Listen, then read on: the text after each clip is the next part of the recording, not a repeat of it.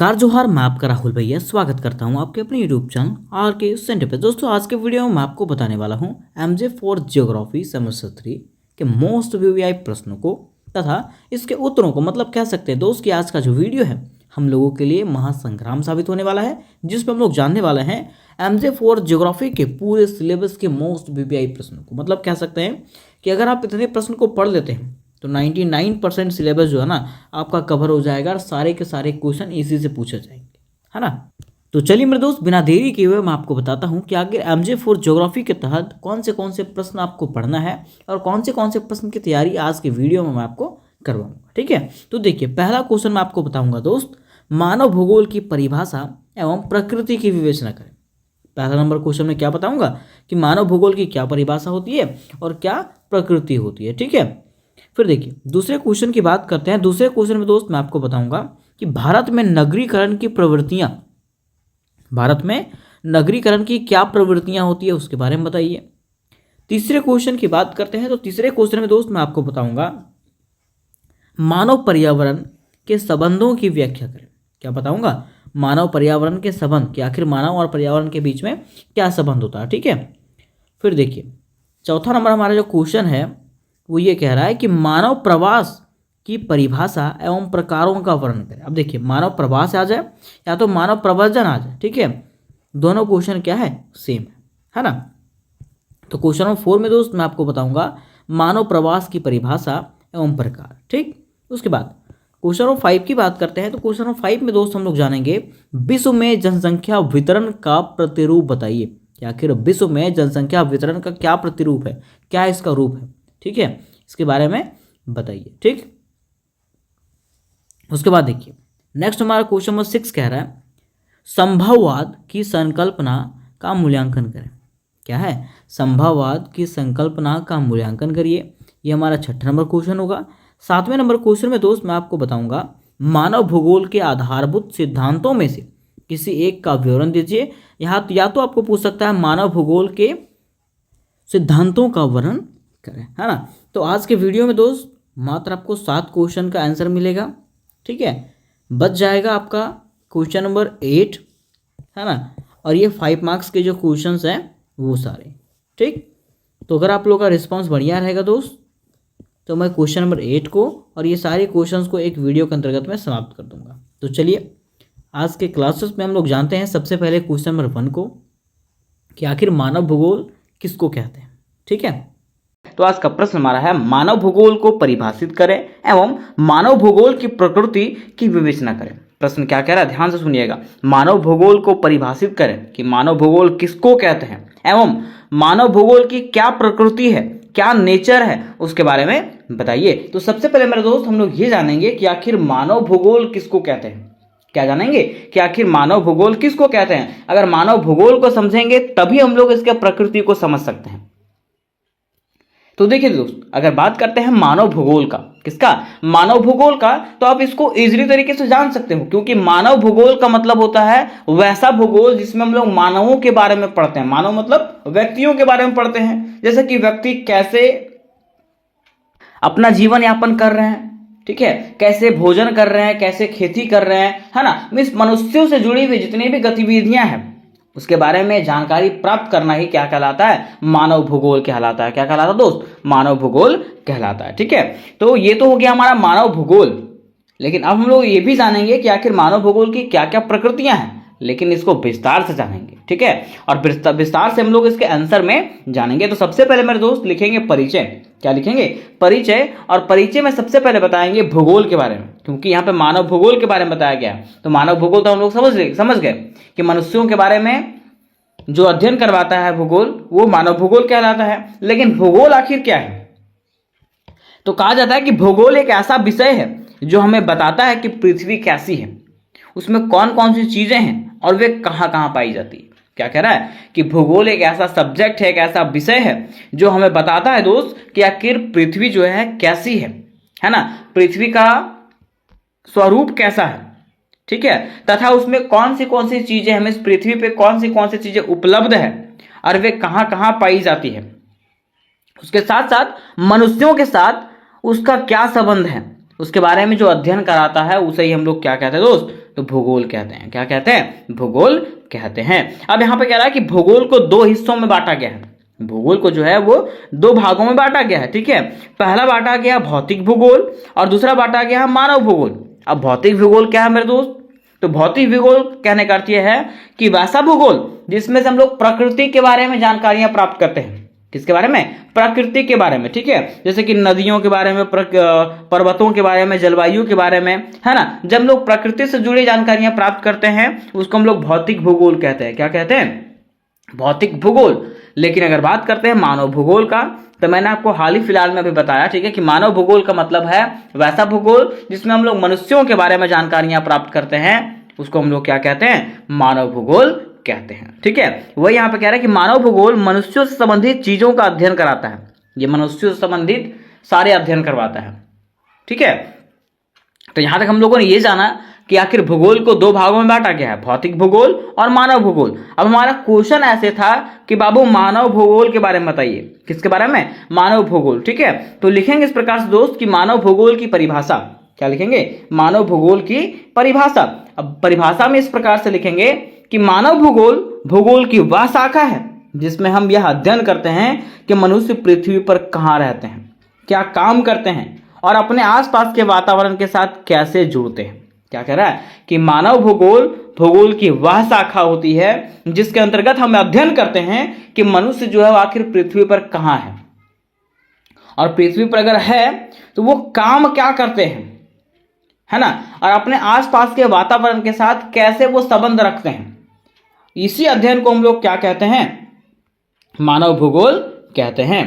कह रहा दोस्त इसमें हम जनसंख्या, खेती, उद्योग, व्यापार, रहन सहन, भाषा, धर्म, संस्कृति आदि का अध्ययन करते हैं। इस मानव भूगोल के अंतर्गत में हम लोग क्या क्या पढ़ते हैं? तो जनसंख्या के बारे में पढ़ते हैं, खेती बाड़ी के बारे में पढ़ते हैं, उद्योग के बारे में पढ़ते हैं, व्यापार के बारे में पढ़ते हैं, रहन सहन, भाषा, धर्म और संस्कृति के बारे में अध्ययन हम लोग करते हैं।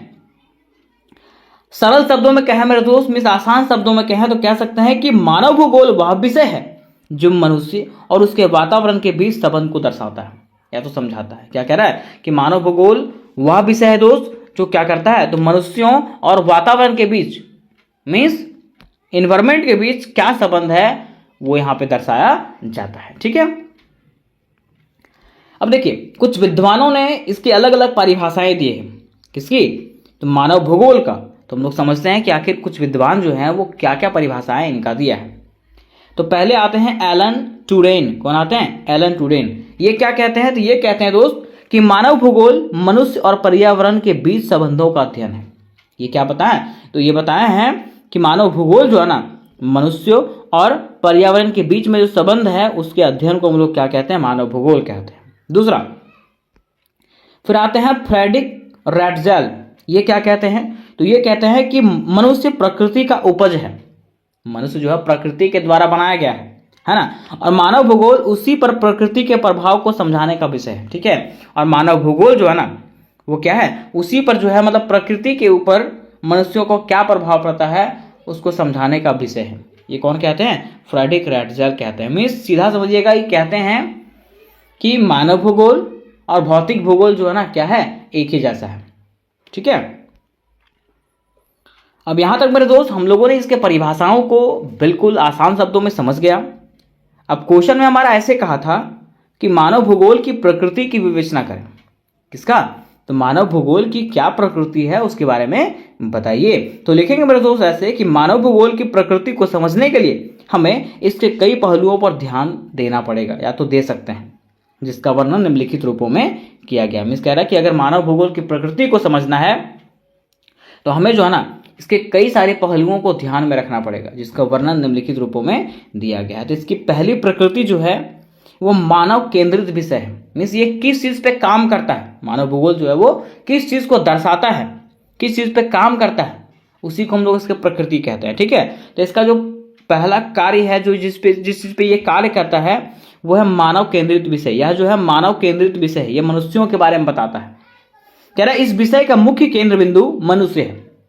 ये जो विषय है उसका केंद्र बिंदु कौन है? मनुष्य। ये मनुष्य को ध्यान में रख करके ही कार्य करता है। वही कह रहा है कि यह जानने की कोशिश करता है, यह जो है ना ये चीज जानने का कोशिश करता है कि मनुष्य किस प्रकार विभिन्न क्षेत्रों में रहते हैं और कैसे अपने जीवन को चलाते हैं। कौन जानने का प्रयास करता है? तो मानव भूगोल ये जानने का प्रयास करता है दोस्त कि आखिर मनुष्य जो है वह किस प्रकार से क्षेत्रों में रहता है और उस क्षेत्रों में कैसे अपने जीवन यापन करता है, ये चीज को जानने का प्रयास करता है। कौन? मानव भूगोल। इसलिए कहा गया कि ये जो है मानव केंद्रित विषय है। फिर दूसरा कह रहा है दोस्त आंतरिक विषयक स्वरूप। मीन्स कह रहा है कि मानव भूगोल समाजशास्त्र, इतिहास, राजनीतिक शास्त्र, अर्थशास्त्र, पर्यावरण अध्ययन जैसे विषयों से जुड़ा हुआ है। मीन्स मानव भूगोल जो है ना वो कई विषयों से जुड़ा हुआ है, जैसे कि समाजशास्त्र से जुड़ा हुआ, ये इतिहास से, राजनीतिक विज्ञान, अर्थशास्त्र और पर्यावरण अध्ययन जैसे कई विषयों से ये जुड़ा हुआ है। इसलिए कहा जाता है कि यह एक बहुविषयक बहुविषयक भूगोल है। कौन? मानव भूगोल। ठीक है। तीसरा पॉइंट में लिखेंगे स्थानिक अध्ययन। स्थानिक अध्ययन मतलब स्थान का अध्ययन कराता है। ठीक है। कह रहा मानव भूगोल यह जानने की कोशिश करता है कि किसी विशेष क्षेत्र में जो है ना जनसंख्या, कृषि, उद्योग या तो शहर जो है ना किस तरह से फैले हुए हैं, और यहाँ अगर फैले हुए हैं तो क्यों फैले हुए हैं, है ना। इसी को हम लोग क्या कहते हैं? स्थानिक वितरण। मीन्स स्थानों के बारे में जानकारियां प्राप्त करना ही स्थानिक अध्ययन कहलाता है। और ये कौन करता है? मानव भूगोल करता है। चौथा कह रहा दोस्त मानव पर्यावरण संबंध, कि आखिर मानव और पर्यावरण के बीच में क्या संबंध है। तो कहा जाता है दोस्त कि मानव भूगोल यह समझाने की कोशिश करता है कि मनुष्य और उसका प्राकृतिक पर्यावरण एक दूसरे को कैसे प्रभावित करता है। देखिए कह रहा ना कि मानव भूगोल जो है ना ये हमें समझाता है और ये बताता है कि आखिर मनुष्य और उसका प्राकृतिक पर्यावरण के साथ कैसा प्रभाव है, एक दूसरे से वो कैसे जुड़े हुए हैं, है ना। और इसमें 3 दृष्टिकोण माने जाते हैं। मानव पर्यावरण संबंध में 3 दृष्टिकोण माने जाते हैं। पहला निर्धारणवाद। अब निर्धारणवाद क्या है? तो कह रहा है कि प्रकृति ही मनुष्य के जीवन को नियंत्रित करता है। निर्धारणवाद में कहा गया है, इसका सिद्धांत है। ठीक है। और इसमें कहा गया है कि प्रकृति ही मनुष्य के जीवन को नियंत्रित करता है, मतलब प्रकृति के बिना मनुष्य कुछ नहीं है। ये पहला कहा गया। दूसरा संभव्यवाद में क्या कहा गया? तो इसमें कहा गया कि मनुष्य प्रकृति के भीतर रहते हुए भी अपने इच्छा अनुसार से जीवन को आकार दे सकता है। क्या कहा गया? कि मनुष्य हालांकि प्रकृति के भीतर होता है, लेकिन इसके भीतर होने के बावजूद भी जो है ना वो अपने जीवन को जो है एक नया आकार दे सकता है और अपने अनुसार से जीवन यापन कर सकता है। ये किसमें कहा गया? तो संभव्यवाद में कहा गया में सब कुछ संभव है। ठीक। तीसरा नव संभववाद। इसमें क्या कहा गया? तो यह कहता है कि मनुष्य और प्रकृति दोनों एक दूसरे को प्रभावित करते हैं। अब देखिए ये क्या कह रहा है कि मनुष्य और प्रकृति जो है ना दोनों के दोनों क्या करते हैं? एक दूसरे को प्रभावित करते हैं। मीन्स मनुष्य के बिना प्रकृति नहीं है और प्रकृति के बिना मनुष्य नहीं है। मीन्स दोनों एक दूसरे के बिना क्या है? पूरक है, अपूरक है ना। अब देखिए पांचवा हमारा जो प्रकृति है वो है गतिशील एवं परिवर्तनशील। मीन्स मानव भूगोल जो है वो गतिशील है और परिवर्तनशील है। कैसे? कह रहा है कि समय के साथ साथ जैसे जैसे समाज, विज्ञान और तकनीक बदलती है वैसे वैसे मानव भूगोल की जानकारियां और अध्ययन भी बदलता है। सही बात है। मान लीजिए अभी हमारा चल रहा है 2025, ठीक है, और 2025 मान लीजिए, मैं एग्जांपल बता रहा हूँ, ठीक है, 2025 में मान लीजिए कि 10 ही लोग हैं। कितना लोग? 10 लोग हैं। ठीक है। तो क्या 2050 में भी 10 ही लोग रहेगा? नहीं, लोगों की जनसंख्या तो बढ़ेगी, और जब लोगों की जनसंख्या बढ़ेगी तो यहाँ की जानकारियां और अध्ययन भी तो बदलेगा। तो वही कह रहा है कि ये जो होता है ना मानव भूगोल जो होता है गतिशील होता है, परिवर्तनशील होता है। ये परिवर्तन होते रहता है, यह विषय स्थिर नहीं है बल्कि परिवर्तनशील है। ठीक है। फिर दोस्त इसका छठा जो प्रकृति है वो है व्यवहारिकता, उपयोगिता। कह रहा है कि मानव भूगोल ना केवल सैद्धांतिक ज्ञान देता है, ये सिद्धांतों का ज्ञान नहीं देता है, बल्कि यह सरकार, योजनाकारों और जनसंख्या नियंत्रण, शहरीकरण, पर्यावरण संतुलन जैसी समस्याओं को भी समझाने और समाधान से निकालने में मदद करता है। देखिए क्या कह रहा है कि ये जो है सिर्फ हम लोग को वैज्ञानिक ज्ञान नहीं देता है, हमें सैद्धांतिक ज्ञान नहीं देता है, ये हमें ये बताता है कि आखिर जनसंख्या को कैसे नियंत्रण किया जा सकता है, शहरीकरण को कैसे रोका जा सकता है, कैसे बढ़ाया जा सकता है, पर्यावरण संतुलन कैसे किया जा सकता है। ठीक है। हर समस्याओं को सुलझाने में ये मदद करता है। कौन? मानव पर्यावरण। ठीक है, मतलब मानव भूगोल। ठीक। सातवें पॉइंट में दोस्त हम लोग बनाएंगे क्षेत्रीय विविधता का अध्ययन। क्षेत्रीय विविधता का अध्ययन कहा जाता है कि यह जो है ना विभिन्न क्षेत्रों में रहने वाले लोगों की जीवन शैली, भाषा, संस्कृति, पोशाक, खान पान या आदि की तुलना करता है। ये क्या करता है? तो ये जो है ना विभिन्न क्षेत्रों में रहने वाले लोगों की जीवन शैली, भाषा, संस्कृति, पोशाक, खान पान या आदि की तुलना करता है और उसके विविधताओं का विश्लेषण करता है। कौन करता है? मानव भूगोल। तो यहां तक मेरे दोस्त मैं उम्मीद करता हूं कि आपको यह समझ में आ गया होगा कि आखिर मानव भूगोल क्या है और इसकी प्रकृति क्या क्या है, ये किन किन चीजों पे काम करता है और क्या क्या चीजों की जानकारियां हमें देता है। अंत में मेरे दोस्त लिखेंगे निष्कर्ष, लेकिन इसके पहले मैं आपको बताना चाहता हूं कि इससे जुड़े जितने भी प्रश्न हैं, सारे के सारे प्रश्न दोस्तों आपको मेरे ही चैनल पर बिल्कुल आसान शब्दों में मिलेंगे। इसलिए अगर आप लोग व्हाट्सएप ग्रुप में नहीं ज्वाइन हुए होंगे तो व्हाट्सएप ग्रुप में ज्वाइन हो जाएं और अपने दोस्तों को भी उसमें ज्वाइन करें और उन्हें बताएं कि आपका सेमेस्टर 3 की जो तैयारी है वो पूरी की पूरी स्टार्ट हो चुकी है और बहुत ही जल्द पूरी तैयारी करवाया जाएगा और सारे वीवीआई क्वेश्चन दिए जाएंगे आपको। ठीक है, तो डिस्क्रिप्शन बॉक्स में व्हाट्सएप ग्रुप का लिंक है, वहां पे आपको पीडीएफ भी दिया जाएगा, इसलिए ग्रुप में ज्वाइन जरूर हो जाए, है ना। देखिए अब अंत में बारी आती है निष्कर्ष का दोस्त। तो निष्कर्ष में ऐसा लिखेंगे कि मानव भूगोल एक महत्वपूर्ण और उपयोगी विषय है। जैसा कि हम लोगों ने अभी जाना, हम लोगों को ये पता चलता है कि मानव भूगोल जो है ना एक महत्वपूर्ण और उपयोगी विषय है जो हमें यह समझाने में मदद करता है कि मनुष्य और उसका जीवन पृथ्वी पर कैसे संचालित होता है। जो हमें क्या बताता है? तो हमें ये समझाने में मदद करता है कि मनुष्य और उसका जीवन जो है ना पृथ्वी पर कैसे चलता है। ठीक है, कह रहा है कि यह विषय मनुष्य और पर्यावरण के बीच संबंधों को स्पष्ट रूप से दिखाता है। और यह जो विषय है वो एक ऐसा विषय है जो मनुष्यों के बीच में और पर्यावरण के बीच में क्या संबंध है उसके बारे में जानकारियां देता है। तो उम्मीद करना मेरे दोस्त कि यह क्वेश्चन जो है क्लियरली आपको समझ में आया होगा।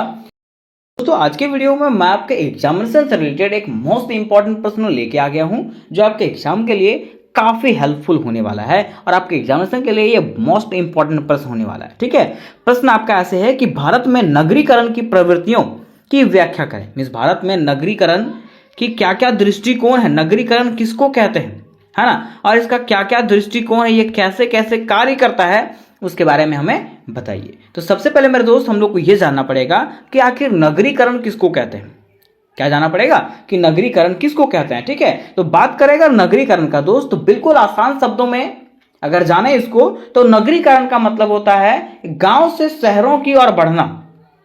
आपने देखा होगा कि लोग क्या करते हैं पैसे कमाने के लिए, क्योंकि गांव में ज्यादा व्यवसाय नहीं होता है ना, उद्योग नहीं होता है, तो लोग क्या करते हैं पैसे कमाने हेतु बाहर की शहरों में पलायन करते हैं, बाहर के शहर जाते हैं। ठीक है, तो वही कह रहा है कि गांव से शहरों की ओर पलायन करना ही, गांव से शहर में बसना ही क्या कहलाता है? नगरीकरण कहलाता है। क्या कहलाता है दोस्त? नगरीकरण कहलाता है। तो सबसे पहले लिखेंगे दोस्त नगरीकरण का अर्थ। क्या लिखेंगे? नगरीकरण का अर्थ, और लिखेंगे ऐसे कि ग्रामीण क्षेत्रों से लोगों का शहरों की ओर बढ़ना ही नगरीकरण कहलाता है। क्या कहा कि ग्रामीण क्षेत्रों से मींस गांवों से लोगों का शहरों में बस जाना ही और शहरों की तरफ बढ़ना ही क्या कहलाता है? नगरीकरण कहलाता है। अर्थात कह सकते हैं कि शहरों में बसना ही, गांव से शहरों में बसना ही नगरीकरण है। गांव से शहर जाके बसना ही क्या कहलाता दोस्त? नगरीकरण कहलाता है। तो इस प्रकार से आप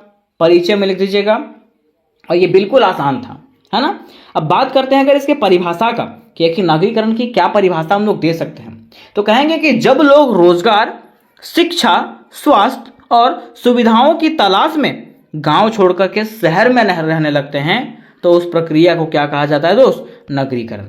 क्योंकि देखिए हम लोग सब जानते हैं, ठीक है, कि गांवों में ना रोजगार मिल पाता है, ना अच्छा शिक्षा मिल पाता है, ना स्वास्थ्य मिल पाता है और ना सुविधाएं मिल पाता है ना। और इन सभी सुविधाओं को प्राप्त करने हेतु जब कोई व्यक्ति गांव से शहर की ओर जाता है, कहां से? गांव से शहर की ओर जाता है, इसी प्रक्रिया को हम लोग नगरीकरण कहते हैं। क्या कहते हैं दोस्त? नगरीकरण कहते हैं। वही यहां पे कहा गया था, ठीक है, कि जब कोई लोग जो है ना रोजगार, शिक्षा, स्वास्थ्य और सुविधाओं की तलाश में गांव छोड़ करके शहर की ओर जाने लगता है और शहर में निवास करने लगता है, उस प्रक्रिया को हम लोग नगरीकरण कहते हैं। ठीक है, अब देखिए कह रहा है कि यह एक ऐसी प्रक्रिया है जिसमें गांव की अपेक्षा शहरों की संख्या, आकार और जनसंख्या में वृद्धि होती है। क्या कह रहा है कि यह एक ऐसी प्रक्रिया है जिसमें गांवों की अपेक्षा शहरों की संख्या, आकार और जनसंख्या में वृद्धि होती है। मीन्स गांव की संख्या कम होती है, शहरों की संख्या ज्यादा होती है। ठीक है, गांव का आकार कम होता है और शहर की आकार ज्यादा होता है। ठीक है, गांव की जनसंख्या कम होती है और शहर की जनसंख्या जो है वो वृद्धि होने लगती है, बढ़ने लगती है। अब गांव से लोग शहर जाएगा तो क्या होगा, शहर का जनसंख्या बढ़ेगा ही, है ना। तो वो यहाँ पे कह रहा है। ठीक है, दूसरा कह रहा है कि यह एक ऐसी प्रक्रिया है जिसमें लोग नौकरी, पढ़ाई, इलाज और अच्छे जीवन की तलाश में गांवों को छोड़ करके शहरों में बसने लगते हैं। क्या कह रहा है कि नगरीकरण एक ऐसा प्रक्रिया है जिसमें लोग क्या करते हैं, नौकरी की तलाश के लिए, पढ़ाई की तलाश में, इलाज की तलाश में और अच्छे जीवन जीने की तलाश में जो है ना, लोग क्या करते हैं, गांवों को छोड़ करके शहरों में पलायन करने लगते हैं, वहां पे निवास करने लगते हैं। ठीक है, इसी को हम लोग नगरीकरण कहते हैं। अब देखिए क्वेश्चन में हमारा ऐसे भी कहा था कि नगरीकरण की प्रवृत्ति बताइए। क्या बताइए, नगरीकरण की प्रवृत्ति। तो हम लोग को यह समझना पड़ेगा कि आखिर नगरीकरण की प्रवृत्ति का मतलब क्या होता है। तो कहा जाता है दोस्त कि नगरीकरण की प्रवृत्तियों का अर्थ है भारत में शहरों का विकास किस देश में हो रहा है। नगरीकरण का अर्थ क्या है, नगरीकरण की प्रवृत्ति का मतलब होता है कि भारत में जो शहर हैं उसका विकास कैसे हो रहा है, किस दिशा में हो रहा है, लोग किस कारण से और कितनी संख्या में शहर की ओर जा रहे हैं। मिस मान लीजिए अगर लोग गांव से शहर जा रहा है तो आखिर इसका रीजन क्या है ना, और शहरों की स्थिति जो वो कैसे बदल रही है, यही सब बातें जो वो नगरीकरण प्रवृत्तियां कहलाती है। मीन्स शहर में जो है ना सुविधाएं कैसी है, वहां का विकास कैसे हो रहा है, वहां के लोग मतलब गांव से लोग शहर क्यों आ रहे हैं, है ना, ये चीज को जानना ही क्या कहलाता है, नगरीकरण की प्रवृत्तियां कहलाता है। अब क्वेश्चन में हमारा ऐसे कहा था कि भारत में नगरीकरण की वर्तमान प्रवृत्तियां बताइए। मीन्स भारत में नगरीकरण की क्या क्या प्रवृत्तियां हैं उसके बारे में बताइए। तो इसका कई इतिहास रहा है, जो इसका इतिहास जो है वो हड़प्पा सभ्यता से चलता आ रहा है। इसका जो इतिहास है मेरे दोस्त वो हड़प्पा सभ्यता से ही चलता आ रहा है।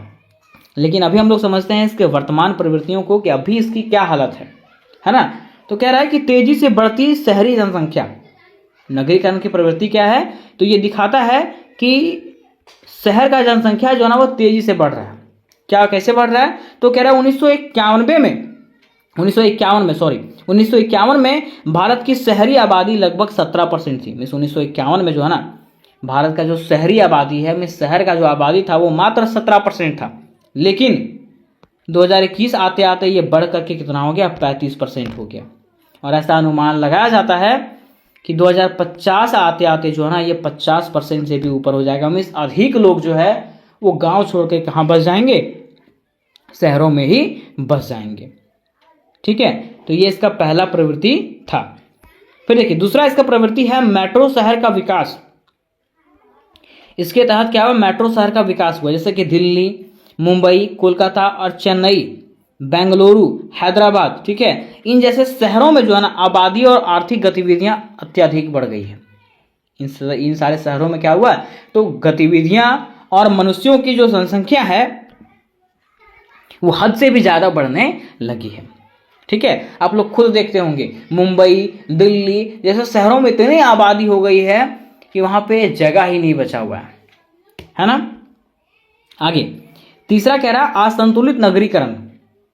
इसका तीसरा प्रवृत्ति क्या है, असंतुलित नगरीकरण। मीन्स नगरीकरण तो हो रहा है लेकिन संतुलित नहीं हो रहा है, वो बैलेंस नहीं हो पा रहा है। कह रहा है कि भारत में कुछ ही बड़े शहर तेजी से विकसित हुए हैं जबकि छोटे शहर हैं और कस्बे पिछड़ते जा रहे हैं। कह रहा ना कि विकास तो हो रहा है, ठीक है, लेकिन बड़े बड़े शहरों का ही, छोटे छोटे जो शहर हैं उसका विकास हो ही नहीं रहा है, वो पिछड़ते चले जा रहे हैं, है ना। और यह जो है असमान विकास की ओर इशारा करता है। ठीक है, ये बताता है कि विकास तो हो रहा है लेकिन इक्वली विकास नहीं हो रहा है। ठीक है, फिर चौथा इसका प्रवृत्ति है दोस्त प्रवासन आधारित नगरीकरण। अब प्रवासन क्या है, कह रहे कि गांवों से रोजगार की तलाश में लोग शहर की ओर जाते हैं।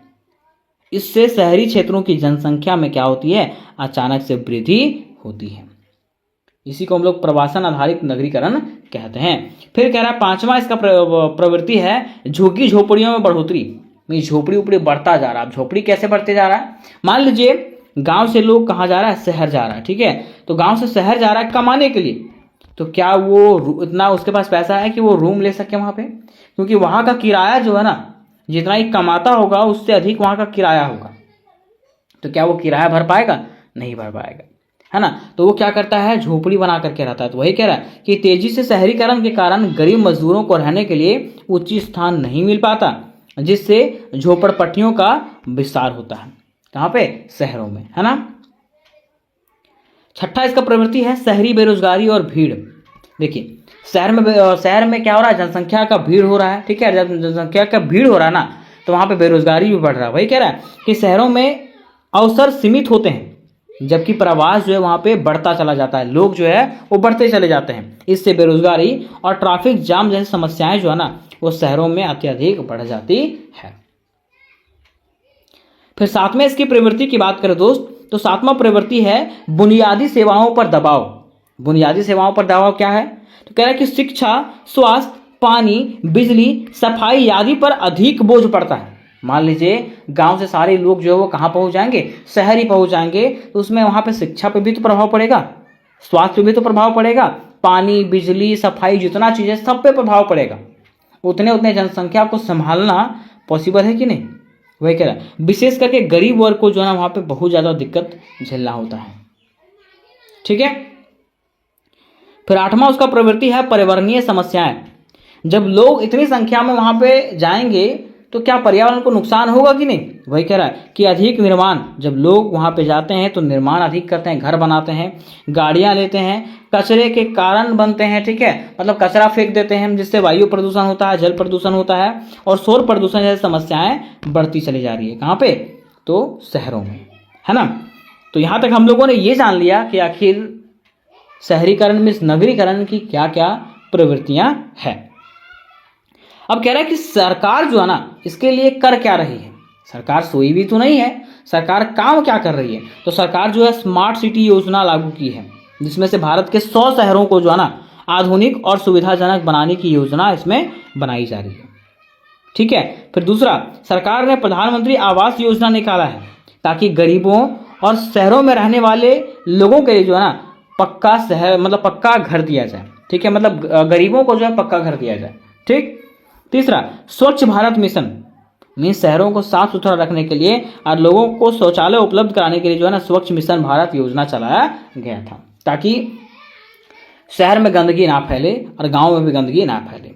फिर कह रहा है चौथा जो है AMRUT योजना, मीन्स पानी, नाली, पार्क जैसी सुविधाओं को बेहतर बनाने के लिए जो है ना ये योजना चलाया जा रहा है, ताकि कहीं भी किसी प्रकार की कोई तकलीफ ना हो।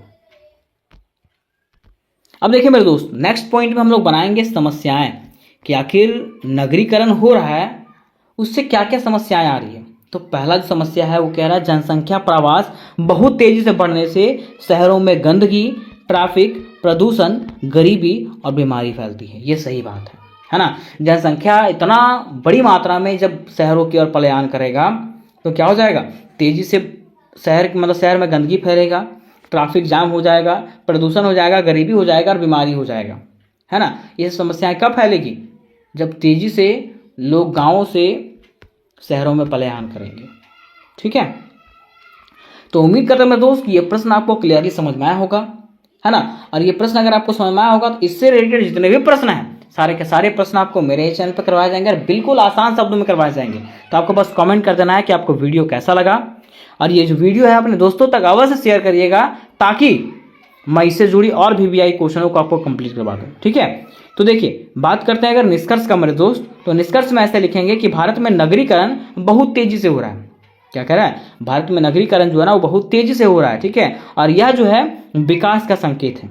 ये क्या है? विकास का संकेत है, लेकिन यह संतुलित और योजनाबद्ध होना चाहिए। देखिए नगरीकरण हो रहा है वहां तक तो सही है, लेकिन ये कैसा होना चाहिए? संतुलित होना चाहिए और योजनाबद्ध तरीके से होना चाहिए। कह रहा है कि अगर सरकार सुविधाओं को बेहतर करे, गांव में भी अवसर पैदा करे, तो नगरीकरण की समस्याएं कम हो सकती है। देखिए कह रहा ना कि अगर सरकार जो है सुविधाएं को बेहतर करेगी, अगर गांव में ही रोजगार देने लगे और सब चीज का अवसर पैदा करने लगे, तो नगरीकरण की समस्याएं जो वो कम हो सकती है ना। कह रहा है कि हमें ऐसा विकास चाहिए जिसमें सभी लोगों को अच्छा जीवन मिले, चाहे वो शहर में हो चाहे वो गांव में हो, ठीक है। तो उम्मीद करते हैं मेरे दोस्त कि ये प्रश्न आपको क्लियरली समझ में आया होगा। दोस्तों आज के वीडियो में हम लोग एक मोस्ट इंपॉर्टेंट क्वेश्चन को क्लियर करने वाले हैं, जो कि इस प्रकार से है। तो आज का प्रश्न हमारा होने वाला है, मानव पर्यावरण संबंधों की व्याख्या कीजिए, जो आपके एग्जामिनेशन के लिए VBI होने वाला है। ठीक है, अब देखिए क्वेश्चन क्या कहा गया है कि मानव पर्यावरण संबंधों की व्याख्या कीजिए, कि मानव जो है किस प्रकार से पर्यावरण के साथ संबंधित है उसके बारे में बताइए। ठीक है, अब देखिए अगर हम लोग बात करते हैं मानव और पर्यावरण के बीच का संबंध का, तो मानव जो है ना पर्यावरण के बिना रह सकता है और ना पर्यावरण मानव के बिना रह सकता है। रह सकता है क्या? नहीं। ठीक है, तो चलिए हम लोग मानव पर्यावरण के संबंध के बारे में विस्तार पूर्वक जानते हैं कि आखिर मानव और पर्यावरण के बीच में क्या क्या संबंध है। ठीक है, और इसके बारे में क्या क्या विचारधाराएं दिया गया। ठीक है, तो सबसे पहले दोस्तों हम लोग लिखेंगे परिभाषा। क्या लिखेंगे? परिभाषा। और परिभाषा किसके लिखेंगे? तो मानव पर्यावरण संबंध का। ठीक है, लिखेंगे इस प्रकार से कि मनुष्यों तथा पर्यावरण के बीच पाए जाने वाले संबंध को मानव पर्यावरण संबंध कहते हैं। ठीक है, आप तो समझ गए होंगे कि मनुष्यों और पर्यावरण के बीच में जो संबंध पाया जाता है वही संबंध को हम लोग क्या कहते हैं? पर्यावरण संबंध कहते हैं। क्या कहते हैं? पर्यावरण संबंध कहते हैं। ठीक है, ऐसा कहा जाता है कि मानव तथा पर्यावरण का आपस में गहरा तथा अटूट संबंध है। ऐसा कहा जाता है, लोग ऐसा कहते हैं, विद्वान ऐसा कहते हैं कि मानव मीन्स मनुष्य और पर्यावरण का जो है ना आपस में क्या होता है? गहरा और अटूट संबंध पाया जाता है। किसका किसका? मनुष्य और पर्यावरण का।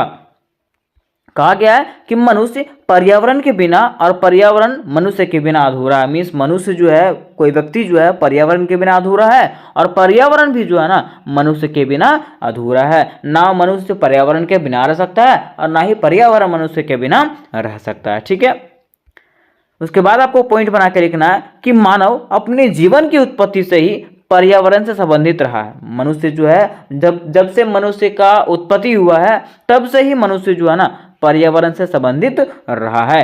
कहा जाता है कि मानव पर्यावरण का संबंध जो है ना मनुष्य के लिए अपेक्षाकृत अधिक लाभकारी रहा है, और मनुष्य जो है पर्यावरण के साथ संबंध बना के रखता है, ये मनुष्यों के लिए क्या होता है? लाभकारी होता है। क्या होता है? लाभकारी होता है। कहा जाता है कि पिछली 4 शताब्दियों में मानव की गतिविधियों के कारण पृथ्वी के मूल तत्वों हवा, पानी, मिट्टी तथा रासायनिक संगठन में परिवर्तन हुआ है। अगर हम लोग पिछले 4 शताब्दियों की बात करें तो मनुष्यों के कारण, मनुष्यों के गतिविधियों के कारण पृथ्वी के जो मूल तत्व हैं, जैसे हवा हो गया, पानी हो गया, मिट्टी हो गया तथा रासायनिक संगठन हो गया, इसमें से भारी परिवर्तन आया है। कैसे? जैसे मान लीजिए हवा की बात करें तो हमारा पॉल्यूशन हुआ है, हमारे पर्यावरण में पॉल्यूशन हुआ है कि नहीं? पानी का भी पॉल्यूशन हुआ है, मृदा का भी पॉल्यूशन हुआ है। तो ये किसके कारण हुआ है? मनुष्यों के कारण। अगर मनुष्य नहीं रहता तो क्या ये सब पॉल्यूशन होता? नहीं होता, है ना। इसलिए कहा गया कि पिछली 4 शताब्दियों में मानव की गतिविधियों के कारण पृथ्वी के मूल तत्वों हवा, पानी और मिट्टी में क्या हुआ? परिवर्तन हुआ है। कहा जाता है कि मानव एवं पर्यावरण के बीच पाए जाने वाले संबंध को 3 भागों में बांटा गया। क्या कहा गया? कि मानव, मनुष्य और पर्यावरण के बीच जो पाए जाने वाले संबंध हैं उसको 3 भागों में बांटा गया। कितने भागों में? 3 भागों में बांटा गया। वो 3 भाग कौन सा है? तो पहला भाग आपका पर्यावरण निश्चयवाद। क्या है? पर्यावरण निश्चयवाद। दूसरा है संभव्यवाद। क्या है? संभव्यवाद। और तीसरा है नव निश्चयवाद। ठीक है, मिस पहला जो अवधारणा आया था वो पर्यावरण निश्चयवाद का आया था, दूसरा संभव्यवाद का आया था और तीसरा जो आया था वो नव निश्चयवाद का आया था। ठीक है, तो चलिए दोस्तों हम लोग इसको एक एक करके क्लियर करते हैं कि आखिर पर्यावरण निश्चयवाद क्या है, संभाव्यवाद क्या है और नव निश्चयवाद क्या है। ठीक है, तो देखिए दोस्तों अगर हम लोग बात करते हैं पर्यावरण निश्चयवाद की अवधारणा का, किसका?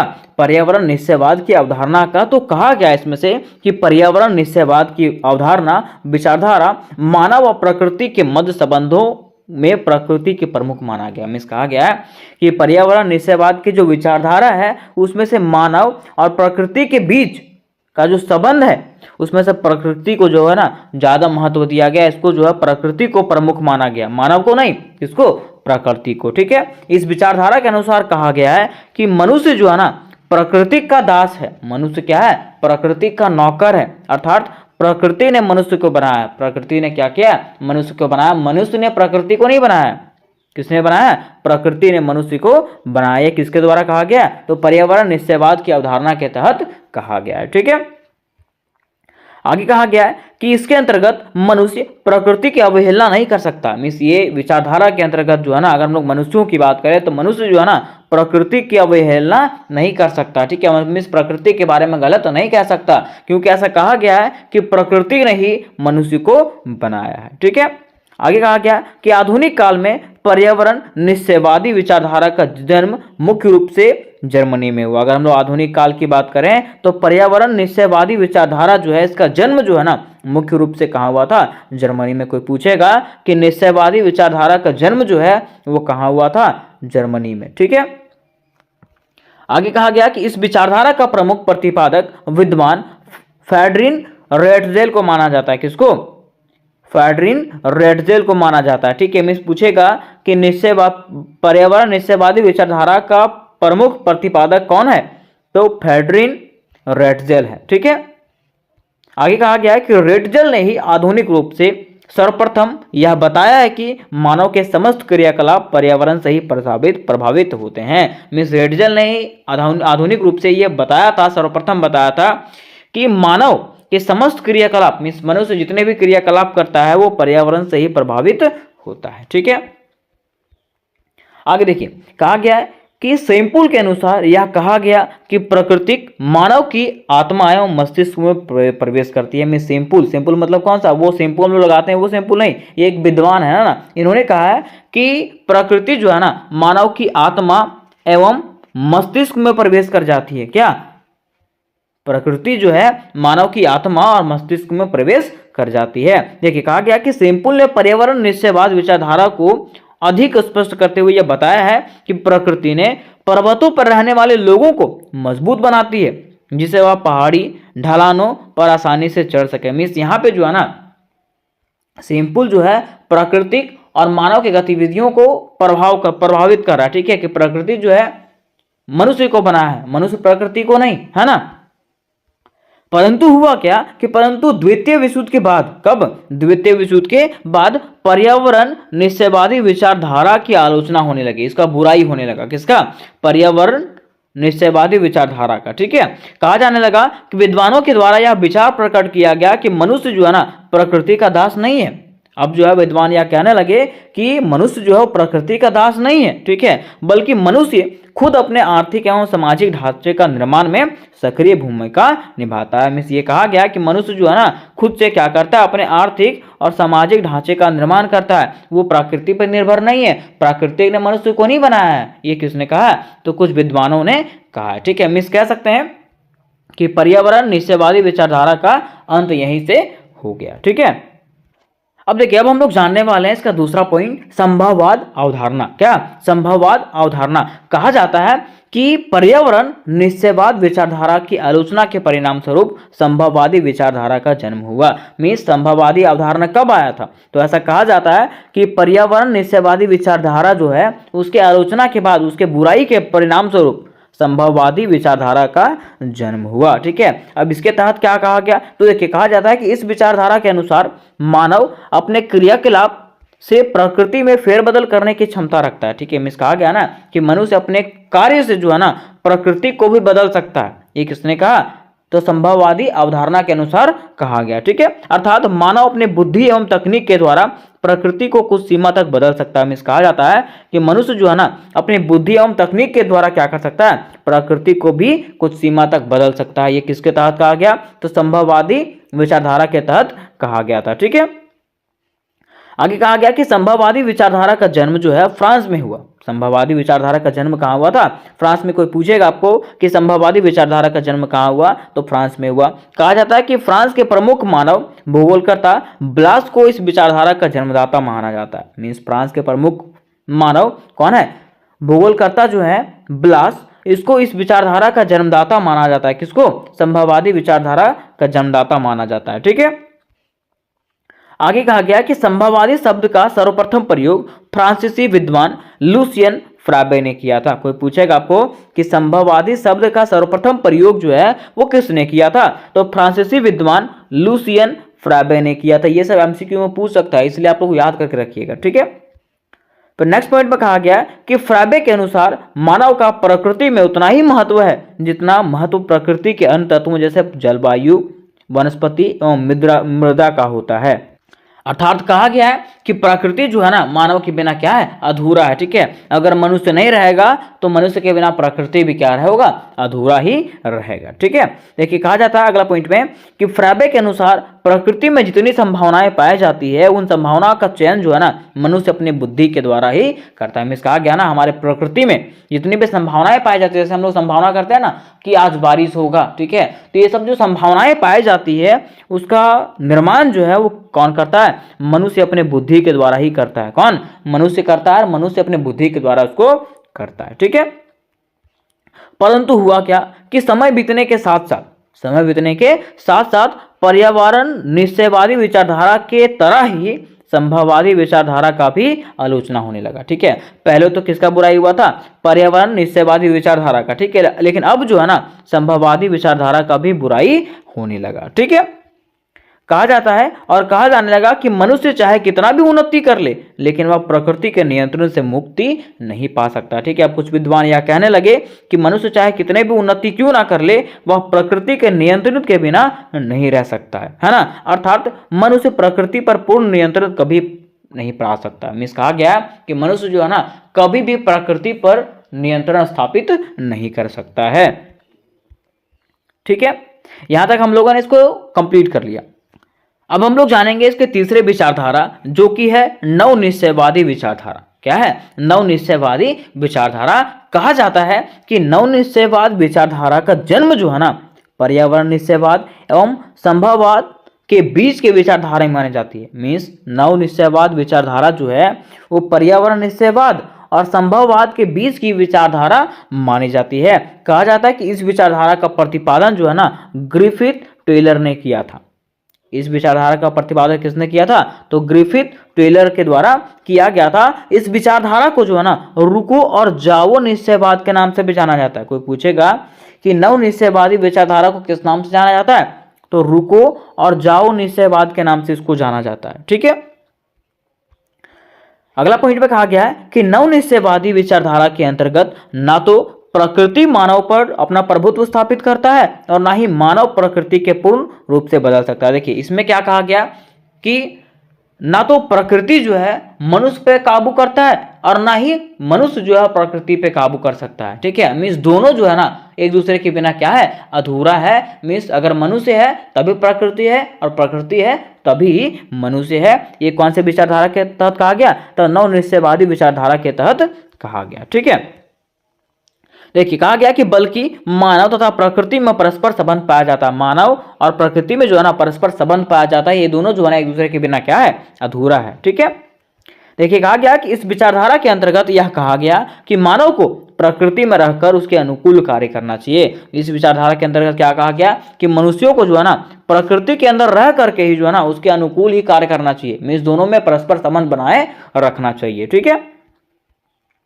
फिर कहा गया कि नव निश्चयवादी विचारधारा को वैज्ञानिक निश्चयवादी के नाम से भी जाना जाता है। अगर हम लोग बात करें नव निश्चयवादी विचारधारा का तो इसको जो है ना वैज्ञानिक निश्चयवाद के नाम से भी जाना जाता है। आगे कहा जाता है कि ग्रिफिथ टेलर ने नव निश्चयवादी विचारधारा का उल्लेख करते हुए कहा है कि मानव किसी देश के विकास को तीव्र, कम या रोक सकता है। मीन्स मानव क्या कर सकता है, किसी भी देश के विकास को जो है ना तेज कर सकता है, कम कर सकता है और रोक सकता है। लेकिन अगर वह बुद्धिमान है तो वह प्राकृतिक वातावरण के निर्देशित से हटना नहीं चाहिए। मीन्स कहा गया है कि अगर मनुष्य बुद्धिमान है ना तो उसको प्रकृति के हित से हटना नहीं चाहिए, प्रकृति के हित में रह करके कार्य करना चाहिए। अगर प्रकृति के हित में कार्य करेगा तो वो क्या हो जाएगा, वो विकास ही विकास करेगा। ठीक है, तो उम्मीद करते दोस्तों कि ये क्वेश्चन आपको क्लियरली समझ में आ गया होगा। पे दोस्तों आज के वीडियो में हम लोग हिस्ट्री के एक मोस्ट इंपॉर्टेंट क्वेश्चन को क्लियर करने वाले हैं जो कि आपके एग्जामिनेशन के लिए मोस्ट इंपॉर्टेंट होने वाला है। ठीक है, अब देखिए ये जो क्वेश्चन है ना दोस्तों, आज का जो क्वेश्चन है वो BSc 1 अंडरस्टैंडिंग इंडिया सेमेस्टर 1 वालों के लिए मोस्ट इंपॉर्टेंट होने वाला है। अंडरस्टैंडिंग इंडिया सेमेस्टर 1 जिसका है उन लोगों के लिए मोस्ट इंपॉर्टेंट होने वाला है। अब ऐसा नहीं है कि सिर्फ उन्हीं लोग के लिए। ठीक है, ये जो क्वेश्चन है ना सभी के लिए है। ठीक है, चाहे वो कोई भी सेमेस्टर में हो और कोई भी एग्जाम लिख रहा हो। तो चलिए जानते हैं कि क्वेश्चन क्या है। देखिए अगर क्वेश्चंस की बात करें तो क्वेश्चन आपका इस प्रकार से पूछा गया है कि प्रावर्जन की परिभाषा दें। क्वेश्चन क्या है कि प्रावर्जन की परिभाषा दें एवं इसको प्रभावित करने वाले कारकों की व्याख्या करें। अब देखिए, ये क्वेश्चन पढ़ने के बाद आपके माइंड में एक ही सवाल चल रहा होगा कि आखिर प्रवर्जन किसको कहते हैं। अब यहाँ पे दो चीज़ दिया हुआ है, प्रवर्जन और देशांतरण, है ना। तो माइंड में आपके सवाल यही चल रहा होगा कि प्रवर्जन कहते किसको है, देशांतरण कहते किसको है, ठीक है। तो देखिए, मैं आपको एक सिंपल सा लैंग्वेज में प्रवर्जन का मतलब समझा देना चाहता हूँ। प्रवर्जन का मतलब प्रवास होता है। क्या होता है? प्रवास होता है। अब देखिए यहाँ पे प्रवास आया, ठीक है। तो प्रवास हम लोग किसको कहेंगे? तो प्रवास का मतलब होता है ना दोस्तों कि लोग जो है ना रोजगार प्राप्त करने के लिए, ठीक है, या तो पैसा कमाने के लिए क्या करते हैं, एक जगह से दूसरे जगह पे प्रवास करते हैं, ठीक है, दूसरे जगह जाते हैं, उसी को हम लोग प्रवास करते हैं, ठीक है। तो आखिर प्रवास का क्या क्या कारण है? क्या लोग सिर्फ पैसे कमाने के लिए ही दूसरे जगह जाते हैं, कि कुछ कारणों की वजह से जाते हैं? क्या क्या कारण है उसको हम लोग को क्या करना है, डिटेल से समझना है। तो चलिए सबसे पहले हम लोग प्रवर्जन का अर्थ समझते हैं कि प्रवर्जन किसको कहते हैं, ठीक है। बेटर तरीके से बताया जाने वाला है और इसका पीडीएफ भी आपको मिलेगा, तो टेंशन लेने की जरूरत नहीं है, ठीक है। बस वीडियो को आपको ध्यान से सुनना है और अंत तक सुनना है, आपको सुन के ही याद हो जाएगा, ठीक है। देखिए, अगर बात करें हम लोग प्रवर्जन का अर्थ का, तो प्रवर्जन का मतलब क्या होता है? तो देखिए लिखा हुआ है, प्रवर्जन का आशय उस प्रक्रिया से है जिसके द्वारा कोई व्यक्ति या समूह अपने मूल स्थान को छोड़ करके दूसरे स्थान की ओर जाता है। क्या कहा गया? कि प्रवर्जन का आशय उस प्रक्रिया से होता है जिसके द्वारा क्या होता है, कोई व्यक्ति या समूह जो है ना अपने मूल स्थान को छोड़ करके दूसरे स्थान की ओर जाता है। कहने का मतलब वही है कि काम करने के लिए लोग क्या जाते हैं, अपने घर से दूसरे जगह जाते हैं ताकि पैसा कमा सके, ठीक है। तो उसी को क्या कहते हैं, प्रवर्जन कहते हैं। या तो उसमें बताया गया अर्थ, किसी कारणवश लोगों को अपने निवास स्थान को छोड़ करके दूसरे स्थान पर बस जाने की प्रक्रिया को क्या कहते हैं, प्रवर्जन कहते हैं। या तो क्या कहा गया कि अगर कोई कारणवश लोगों को जो है ना अपने स्थान को, अपने निवास स्थान को छोड़ करके कोई दूसरे स्थान पर रहना पड़ रहा है, ठीक है, कोई दूसरे स्थान पे रहना पड़ रहा है, वहाँ पे जाके वो बस गए ना, तो वो प्रक्रिया ही क्या कहलाता है, प्रवर्जन कहलाता है। क्या कहलाता है?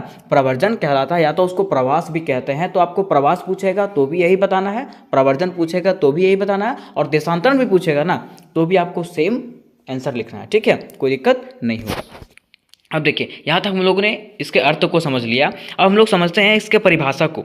कुछ विद्वान है, ठीक है, इनके अलग अलग परिभाषा दिए हैं, तो इसको भी हम लोग समझ लेते हैं एक बार। देखिए लिखा हुआ है कि प्रवर्जन की परिभाषा, कि प्रवर्जन किसको किसको कहते हैं और किसको कहते हैं, और लोग जो है ना किस प्रकार से इसको उल्लेखित किए हैं, ठीक है। देखिए बताया गया है, किसी व्यक्ति या व्यक्तियों के समूह द्वारा अपने निवास स्थान या स्थायी रूप से परिवर्तन प्रवास कहलाता है। क्या बोला गया है? कि किसी व्यक्ति या व्यक्तियों के समूह द्वारा जो है ना अपने निवास स्थान का स्थायी रूप से परिवर्तन कर देना, मतलब बदल देना, उसको क्या कहलाता है, प्रवास कहलाता है। या तो फिर देखिए बोग के अनुसार, मतलब बोग ने क्या कहे हैं कि मानव समुदाय या समूह द्वारा अपने स्थान को त्याग कर किसी दूसरे स्थान पर जाकर कर रहना या बसना क्या कहलाता है, प्रवर्जन कहलाता है, ठीक है। कहने का मतलब यही है कि एक मानव के द्वारा जो है अपने निवास स्थान को छोड़ करके दूसरे जगह पे जाकर के रहना, वही क्या कहलाता है, प्रवर्जन कहलाता है, ठीक है, या तो प्रवास कहलाता है।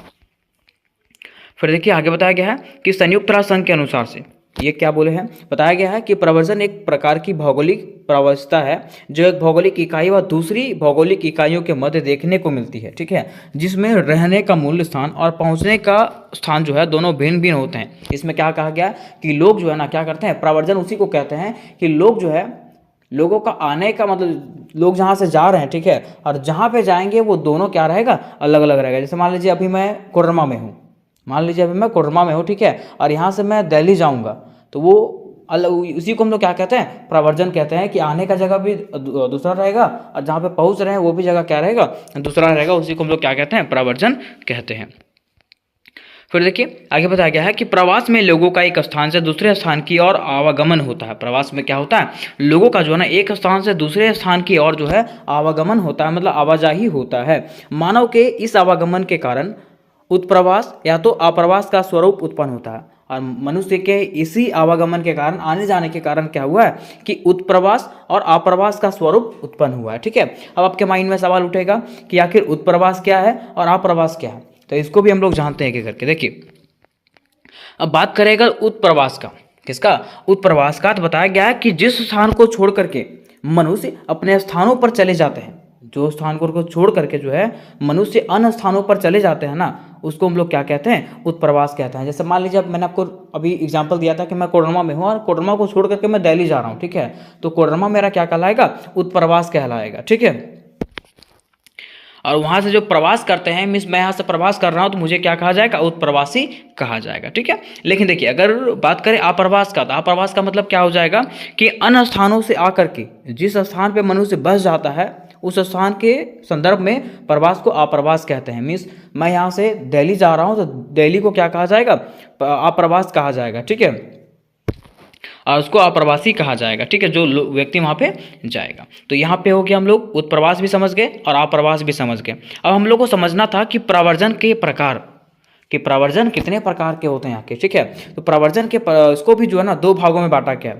प्रवर्जन को भी कितने भागों में बांटा गया, 2 भागों में बांटा गया। प्रवास देखिए बताया गया है कि प्रवास को मुख्यतः 2 भागों में बांटा गया। मीन्स प्रवर्जन को जो है 2 भागों में बांटा गया है। पहला आपका है अंतर्राष्ट्रीय प्रवास, पहला क्या है, अंतर्राष्ट्रीय प्रवास, और दूसरा है अंतर्देशीय या आंतरिक प्रवास। अब फिर से आपके माइंड में सवाल उठेगा कि अंतर्राष्ट्रीय प्रवास क्या है और आंतरिक प्रवास क्या है। ठीक है, तो देखिए बताया गया है कि अंतर्राष्ट्रीय प्रवास मीन्स एक देश से दूसरे देश में होने वाला प्रवास, या तो एक महाद्वीप से दूसरे महाद्वीप में होने वाला प्रवास जो है ना अंतर्राष्ट्रीय प्रवास कहलाता है। ठीक है, आप समझ गए होंगे कि एक देश से दूसरे देश में होने वाला प्रवास मीन्स मैं अभी कहाँ हूँ, भारत में हूँ। ठीक है, मैं भारत से कहीं और चला जाऊँगा, कोई और दूसरा देश चला जाऊँगा ना, तो वो प्रवास कौन सा प्रवास कहलाता है, अंतर्राष्ट्रीय प्रवर्जन या तो प्रवास कहलाता है। इसका क्या क्या कारण होता है, देखिए बताया गया है कि अंतर्राष्ट्रीय प्रवास जो है अधिकतर आर्थिक कारण के कारण होता है, सामाजिक, राजनीतिक और धार्मिक कारणों से होता है। ठीक है, बताया गया है कि भारत में सर्वाधिक अप्रवासी जो है बांग्लादेश, पाकिस्तान व नेपाल से आते हैं। भारत में जितने भी अप्रवासी आते हैं वो कहाँ कहाँ से आते हैं, अधिकतर जो है बांग्लादेश से आते हैं, पाकिस्तान से और नेपाल से आते हैं।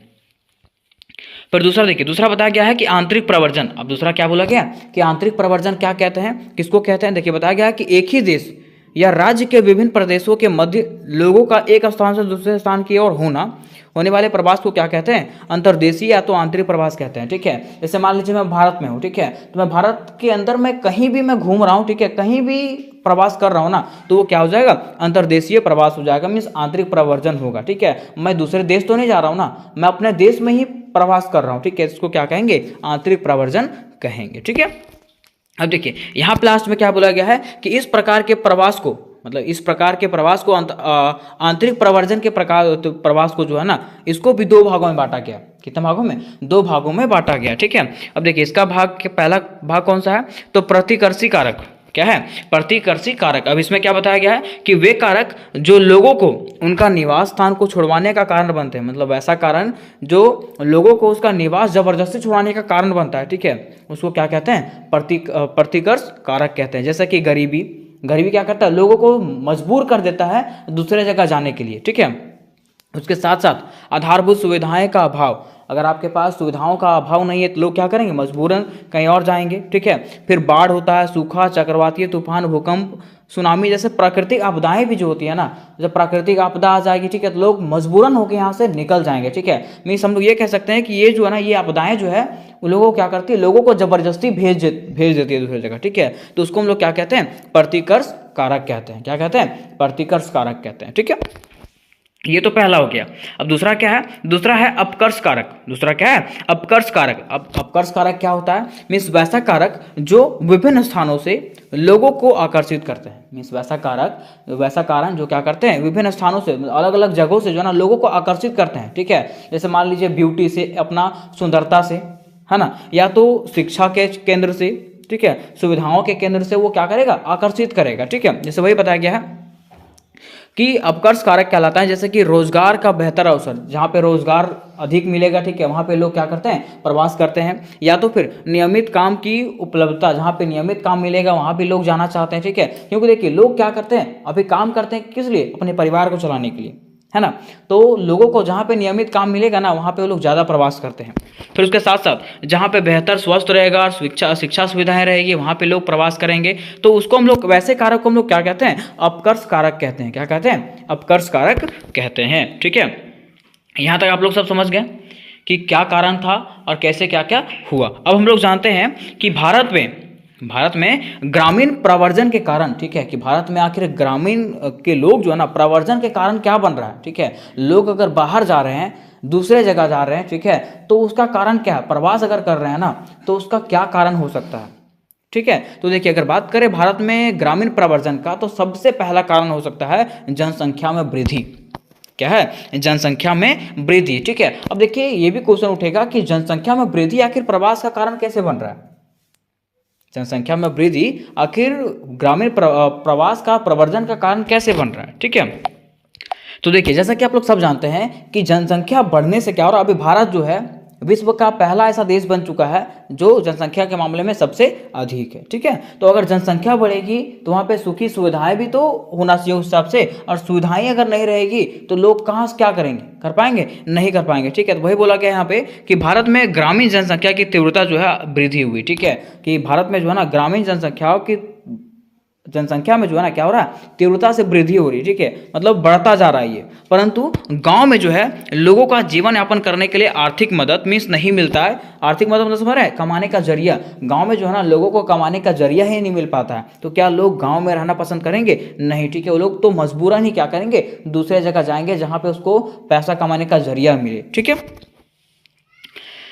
वही बोला गया है इसके आगे कि जिससे ये अपने परिवार का निर्वाह नहीं कर सके। ठीक है। होता क्या है कि मान लीजिए गांव है, ठीक है, गांव में जब उसको पैसा कमाने का जरिया ही नहीं मिलेगा तो क्या वो अपने परिवार का निर्वाह कर पाएंगे? नहीं कर पाएंगे। ऐसी परिस्थिति में वे क्या करते हैं, विवश होकर के, मजबूरन विवश होकर के क्या करते हैं, उन क्षेत्रों की ओर प्रवर्जन करते हैं, वैसे क्षेत्र में जाते हैं जहां पे आजीविका कमाने के लिए मीन्स पैसा कमाने के लिए, पूंजी कमाने के लिए क्या होता है, अधिक साधन उपलब्ध होता है। वैसे जगहों में ये लोग क्या करते हैं, प्रवास कर जाते हैं। तो यही जो है आपका पहला कारण है प्रवर्जन का। ठीक है। फिर देखिए दूसरा जो कारण है प्राकृतिक विपदाएं। दूसरा कारण क्या है, प्राकृतिक विपदाएं। अब ऐसा नहीं है कि सिर्फ जनसंख्या वृद्धि ही क्या करता है, प्रवर्जन का कारण बनता है। प्राकृतिक आपदाएं भी क्या बनती है, जनसंख्या प्रवास का कारण बनती है। अब प्राकृतिक आपदाएं प्रवास का कारण कैसे बनती है? जैसे मान लीजिए कोई गांव है, वहाँ पे बाढ़ आ गया। ठीक है। किसान जो है वहाँ पे खेती किए, बाढ़ आ गया, सुनामी आ गया, तो लोग क्या करेंगे, मजबूरन लोगों को यहाँ से जाना ही पड़ेगा। ठीक है। क्योंकि देखिए बाढ़ आ जाएगा, सब कुछ तहस नहस हो जाएगा, सुनामी आएगा, चक्रवात आएगा, सब कुछ तहस नहस हो जाएगा। ठीक है। जो भी चीज़ उसके पास है वो भी क्या हो जाएगा, खत्म हो जाएगा। तो अपना जीविका चलाने के लिए लोग क्या करेंगे, दूसरी तरफ तो जाएंगे ही। तो वही बोला गया है कि भारत में कृषि सदैव प्रकृति पर निर्भर करती है। भारत में जो है ना कृषि जो है किस पर निर्भर करती है, प्राकृतिक पर ही निर्भर करती है। समय पर वर्षा होने पर अच्छी फसल हो जाती है, जबकि ऐसा ना होने पर क्या हो जाता है, फसल ठीक नहीं होता है। ठीक है। जब यहाँ पे बारिश अच्छा होता है तो फसल उग जाता है, और जब बारिश नहीं होता है ना तो फसल पूरी तरह से क्या हो जाता है, खराब हो जाता है। ठीक है। उसके साथ साथ समय समय पर होने वाली प्राकृतिक आपदाएं जैसे कि महामारी, अकाल, बाढ़, सूखा आदि, ये सब भी जो है ना ग्रामीण रोजगार के अवसरों पर क्या होगा, कुप्रभाव डालता है। ठीक है। ये सब भी कभी कभी जब यहाँ पे जब अकाल हो जाता है, बाढ़ हो जाता है, बाढ़ आता है, सूखा हो जाता है ना, तो लोग क्या करते हैं, लोग का मन यहाँ से हटने लगता है। ठीक है। गाँवों से मन हटने लगता है। जब बाढ़ आ जाएगा, ठीक है, सूखा हो जाएगा, तो लोग कृषि करना चाहेंगे, खेती करना चाहेंगे, नहीं करना चाहेंगे। ठीक है। वो लोग चाहेंगे ही कि दूसरे जगह जाके क्या करें, पैसा कमाएं। वही बोला गया फिर आगे कि परिणाम स्वरूप काफी संख्या में लोग क्या करते हैं, कृषि कार्य से वंचित रह जाते हैं। ठीक है। कृषि का कार्य कर पाते नहीं है, जिसके कारण लोग मजबूरन अपने परिवार का निर्वाह करने के लिए नए राज्य की ओर परिवर्तन करते हैं। और यही कारण है कि लोग क्या करते हैं, अपने परिवार का जो है निर्वाह करने के लिए, अपने पूंजी कमाने के लिए क्या करते हैं, दूसरे राज्यों की तरफ बढ़ने लगते हैं, प्रवर्जन करने लगते हैं। ठीक है।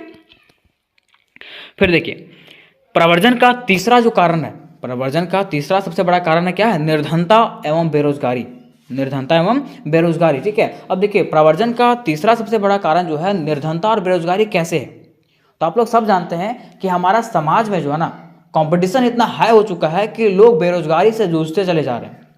इससे बेरोजगारी से लोगों को जो अब मतलब आजकल का कहे ना तो पढ़े लिखे लोग जो है ना ऐसे बेवकूफ़ बनते घूम रहे हैं। ठीक है। उन लोगों को काम ही नहीं मिलता है, और जब काम नहीं मिलेगा तो क्या वो लोग पैसा कमा पाएंगे, नहीं कमा पाएंगे। तो लोग क्या करेंगे, कुछ ना कुछ करने के लिए मीन्स पैसा अर्जित करने के लिए कहीं भी वो लोग जाने के लिए तैयार हो जाएंगे। तो वही बोला गया यहाँ पे कि बढ़ती हुई जनसंख्या एवं समय समय पर होने वाली प्राकृतिक विपदाओं के परिणाम स्वरूप क्या हो रहा है, ग्रामीण भारत में निर्धनता एवं बेरोजगारी में निरंतर वृद्धि हुई है।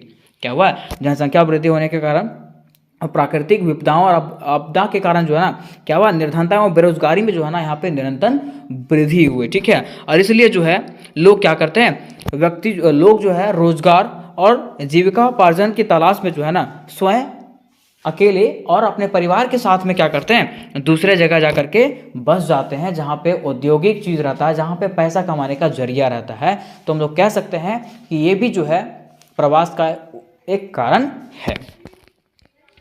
फिर देखिए चौथा जो इसका कारण है, नगरों में रोजगार की अधिक अवसर। ठीक है, अब देखिए लोग बोलेंगे कि नगर में लोग क्यों बस जाते हैं, शहर में लोग क्यों बस जाते हैं। तो शहर में बसने का सबसे बड़ा कारण होता है कि शहर में जो है ना रोजगार का अधिक अवसर रहता है। ठीक है, शहर में लोगों को रोजगार मिलता है तब ना लोग शहर जाते हैं।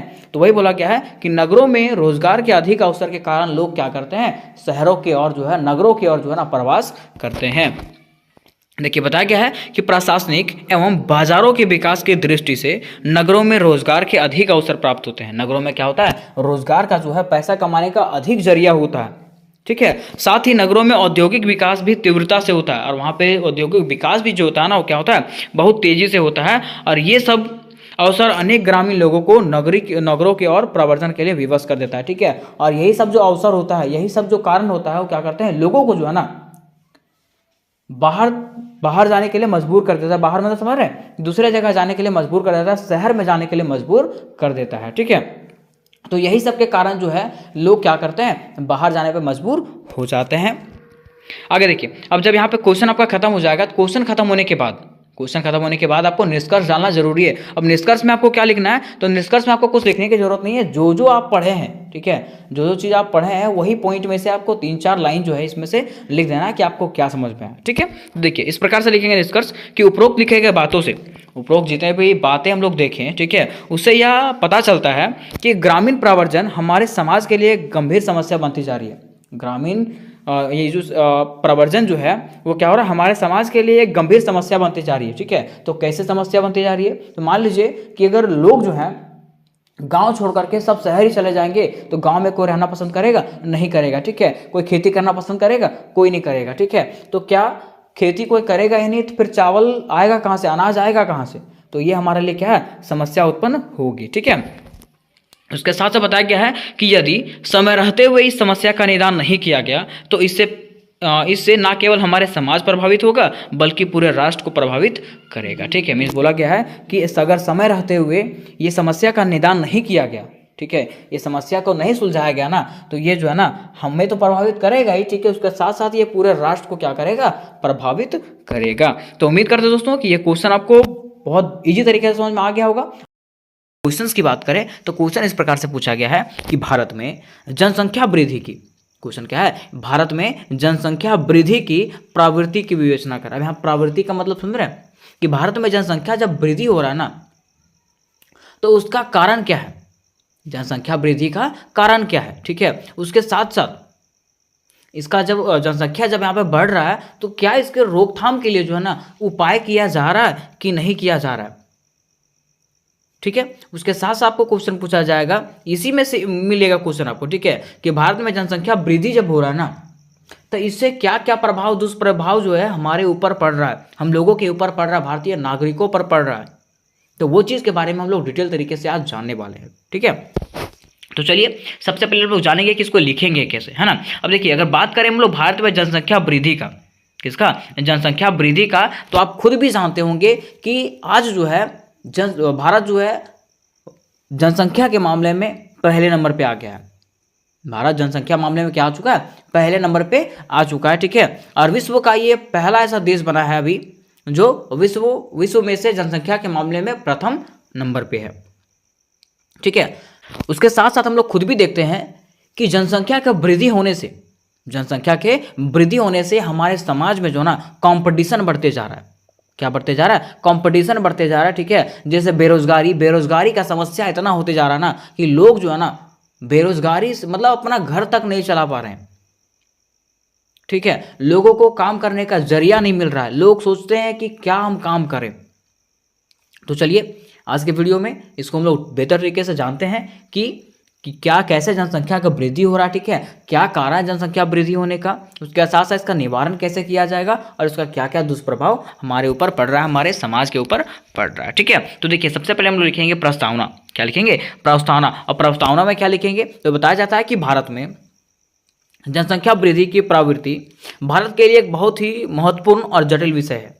ठीक है, भारत में जनसंख्या वृद्धि की प्रवृत्ति की अगर बात करें तो ये जो है ना भारत के लिए बहुत महत्वपूर्ण और जटिल विषय है। इसके बारे में लोगों को सोचना चाहिए कि क्या भारत में जनसंख्या वृद्धि जो है ये क्या ठीक है, आने वाले समय में क्या ये हमारे लिए ठीक रहेगा, हमारे भविष्य के लिए ठीक रहेगा या नहीं ठीक रहेगा। ठीक है, आगे देखिए बताया गया है वर्तमान में भारत दुनिया का सबसे अधिक आबादी वाला देश है। अगर हम लोग वर्तमान की बात करें तो वर्तमान में जो है ना भारत दुनिया का सबसे अधिक आबादी वाला देश है और इसकी जनसंख्या जो है 2024 के अंत तक, इसकी जनसंख्या 2024 के अंत तक जो है ना 1.45 अरब के करीब पहुंच जाएगा। कितना पूछा जाएगा, आपको पूछेगा कि 2024 के अंत तक जो है भारत का जनसंख्या कितना हो जाएगा, तो बताइएगा लमसम मीन्स लगभग जो है 1.45 अरब पहुंच जाएगा। ठीक है, आगे बताया गया है कि इसे नियंत्रित करना अत्यंत आवश्यक है। इसको जो है जनसंख्या वृद्धि को नियंत्रित करना क्या है, अत्यंत आवश्यक है। अब क्यों आवश्यक है, तो बताया जाता है कि अन्यथा इसके भयंकर नुकसान जो है ना हमारे सामने उत्पन्न होंगे। नहीं तो क्या हो जाएगा, इसके भयंकर नुकसान जो है ना वो हम लोगों को दिखने लगेंगे, पता चलेगा कि क्या क्या इसके नुकसान हैं। ठीक है, जैसे कि देखिए, जैसे कि बेरोजगारी हम लोग खुद ही देख रहे हैं, भूखमरी, प्राकृतिक संसाधन की कमी, इसके साथ साथ ठीक है बड़ी जनसंख्या की आवश्यकता की पूर्ति के लिए जो है ना प्राकृतिक संसाधन, जैसे मान लीजिए जनसंख्या का वृद्धि होगा तो उसके लिए संसाधन भी तो चाहिए, तो संसाधनों की भी कमी होगी। उसके साथ साथ उस प्रदूषण भी फैलेगा। क्या फैलेगा, प्रदूषण फैलेगा, जिससे जो है ना हमारा पर्यावरण क्या हो जाएगा, असंतुलित हो जाएगा, हमारा पर्यावरण पूरा प्रदूषित हो जाएगा। तो कुल मिलाकर के हम लोग कहें तो जनसंख्या का वृद्धि से हानि ही हानि है। ठीक है, इससे कोई फायदा होने वाला नहीं है, इससे क्या होगा, हमेशा हानि ही हानि होने वाला है। ठीक है, आगे देखिए बताया गया है कि इसे नियंत्रित नहीं किया गया तो भविष्य में हम भारतीयों को कई सारी समस्याओं का सामना करना पड़ेगा। क्या बताया गया है कि मान लीजिए अगर जनसंख्या वृद्धि को, भारत में जो है जनसंख्या वृद्धि को नियंत्रित नहीं किया जाएगा ना, तो इससे जो है हम लोगों को, हम भारतीयों को जो है बहुत सारे समस्याओं से सामना करना पड़ेगा। ठीक है, जैसे कि बताया गया है कि बढ़ती जनसंख्या वृद्धि के कारण ही आज हमारे देश में अनेकों संसाधन की कमी महसूस होती है। क्या बोल रहा है कि बढ़ती जनसंख्या के कारण ही हम लोग क्या कर रहे हैं, आज संसाधनों की कमी महसूस कर रहे हैं। उसके साथ साथ देश में जो है बेरोजगारी की समस्या जो है दिनों दिन बढ़ती जा रही है, ये हम लोग खुद फील कर रहे हैं। उसके साथ साथ भूखमरी जैसी समस्याएं जो है, गरीब जैसी समस्याएं जो है दिनों दिन बढ़ते जा रही है हमारे समाज में, हमारे भारत में। आप खुद ही देखते होंगे ठीक है कि हमारे समाज में जो है बेरोजगारी किस तरह से फैल रहा है। नवयुवक जो है ना वो नौकरी की तलाश में जो दर दर भटक रहे हैं, लेकिन क्या उसको नौकरी की तलाश हो पाती है, नहीं हो पाती है। ठीक है, बताया गया है कि यह सभी जनसंख्या वृद्धि के ही दुष्परिणाम है, और यह सभी जो है ना वो क्या है, जनसंख्या वृद्धि के ही क्या है, दुष्परिणाम है। इस प्रकार से जो आपको भूमिका में लिख देना है, या तो फिर आप क्या लिख सकते हैं, इसका प्रस्तावना में ये सब सारे चीज़ों को लिख सकते हैं। ठीक है, अब हम लोग जानते हैं दोस्तों कि किस प्रकार से इसका मतलब, देखिए कि भारत में जनसंख्या वृद्धि के कारण क्या है, प्रभाव क्या है और समाधान क्या है, एक एक करके जो है ना हम लोग इसको डील करने का प्रयास करते हैं, और बड़ा ही इजी लैंग्वेज में आपको बताया जाने वाला है। ठीक है, देखिए बताया गया है कि भारत की जनसंख्या वृद्धि की प्रवृत्ति को समझने के लिए इसके कारण, प्रभाव और समाधान को जानना जरूरी है। अगर हम लोग इसके जनसंख्या वृद्धि के प्रवृत्ति को जानेंगे ना, तो इसके लिए जो ना जानना क्या जरूरी है, इसका कारण कि यहाँ पे जनसंख्या वृद्धि क्यों हो रहा है, जनसंख्या वृद्धि का कारण क्या है, इसका प्रभाव क्या है। ठीक है, और समाधान कैसे किया जा सकता है, ये जानना क्या है, बेहद ही जरूरी है। ठीक है, तो चलिए सबसे पहले हम लोग इसके कारण को जानते हैं, फिर प्रभाव को और समाधान को जानते हैं, उसके बाद हम लोग इसको क्लियर करेंगे। ठीक है, तो देखिए सबसे पहले हम लोग डील करेंगे जनसंख्या वृद्धि के कारण, है ना। तो देखिए बताया गया है कि जनसंख्या वृद्धि जिस तेजी से बढ़ती जा रही है उसके कई सारे कारण हैं। जनसंख्या वृद्धि जो है जिस गति से ये आगे बढ़ते जा रहा है, जिस तेजी से बढ़ते जा रहा है ना, उसका कई सारा कारण है, जिस कारण से इसे नियंत्रित नहीं किया जा सकता है। ठीक है, इसको नियंत्रित नहीं किया जा सकता, वो कारण है तो निम्नलिखित उसको बताया गया, निम्नलिखित रूपों में उसको बताया गया।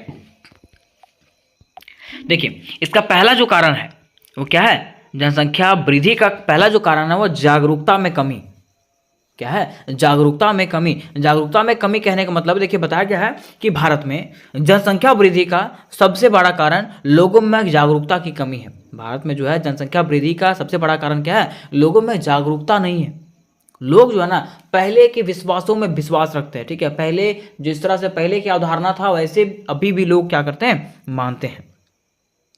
क्योंकि देखिए बताया गया है, क्योंकि भारत में कई लोग अपने बच्चों का विवाह जो है कम उम्र में करा देते हैं, ठीक है, जिससे उनका प्रजनन काल जो है ना लंबा हो जाता है और वे अधिक संतान पैदा करते हैं। क्योंकि देखिए यहाँ का लोग का जो है ना सोच बहुत नीचे है, लोगों के अंदर जो है ना वो जागरूकता वाला फीलिंग नहीं है, जिससे वो लोग समझ सकते हैं कि जनसंख्या वृद्धि जो है हमारे लिए कितना दुष्प्रभाव हो सकता है इसका। वो लोग समझ रहे हैं क्या? नहीं समझते हैं, ठीक है। और वो लोग क्या करते हैं, अपने बच्चों का विवाह जो है ना कम उम्र में करवा देते हैं, जिससे जो है ना वो क्या होता है, वे अधिक से अधिक संतान पैदा करते हैं, ठीक है। देखिए उसके साथ साथ बताया गया है कि उसके साथ साथ भारत में कई लोग धार्मिक और सामाजिक विश्वासों के अनुसार से अपने वंश को बढ़ाना चाहते हैं, ठीक है। और यहाँ पे जो है ना लोग धार्मिक और सामाजिक विश्वासों के अनुसार से जो है अपने वंश को आगे बढ़ाना चाहते हैं, ठीक है। मतलब सीधा कहना है वो लोग पुत्र का इच्छा रखते हैं। किसका इच्छा रखते हैं? पुत्र की इच्छा रखते हैं। मान लीजिए अगर उनको लड़की होती भी है तो वो किस का इच्छा रखते हैं? संतान की इच्छा रखते हैं कि उनको क्या हो, पुत्र हो, ठीक है। और तब तक वो पुत्र की चाह में रहते हैं, ठीक है। तो पहला जनसंख्या वृद्धि का कारण है जागरूकता में कमी, लोग यहाँ पे जागरूक नहीं है। दूसरा कारण है इसका कि कम शिक्षा मीन्स अशिक्षा, ठीक है। लोग जो है ना यहाँ पे अशिक्षित हैं। भारत के अधिकतर लोग क्या हैं? अशिक्षित हैं। और अशिक्षित के कारण जो है उन लोगों को पता नहीं चलता है कि क्या हमारे लिए ठीक है और क्या हमारे लिए गलत है, ठीक है। देखिए बताया गया है कि भारत की साक्षरता दर 73% है।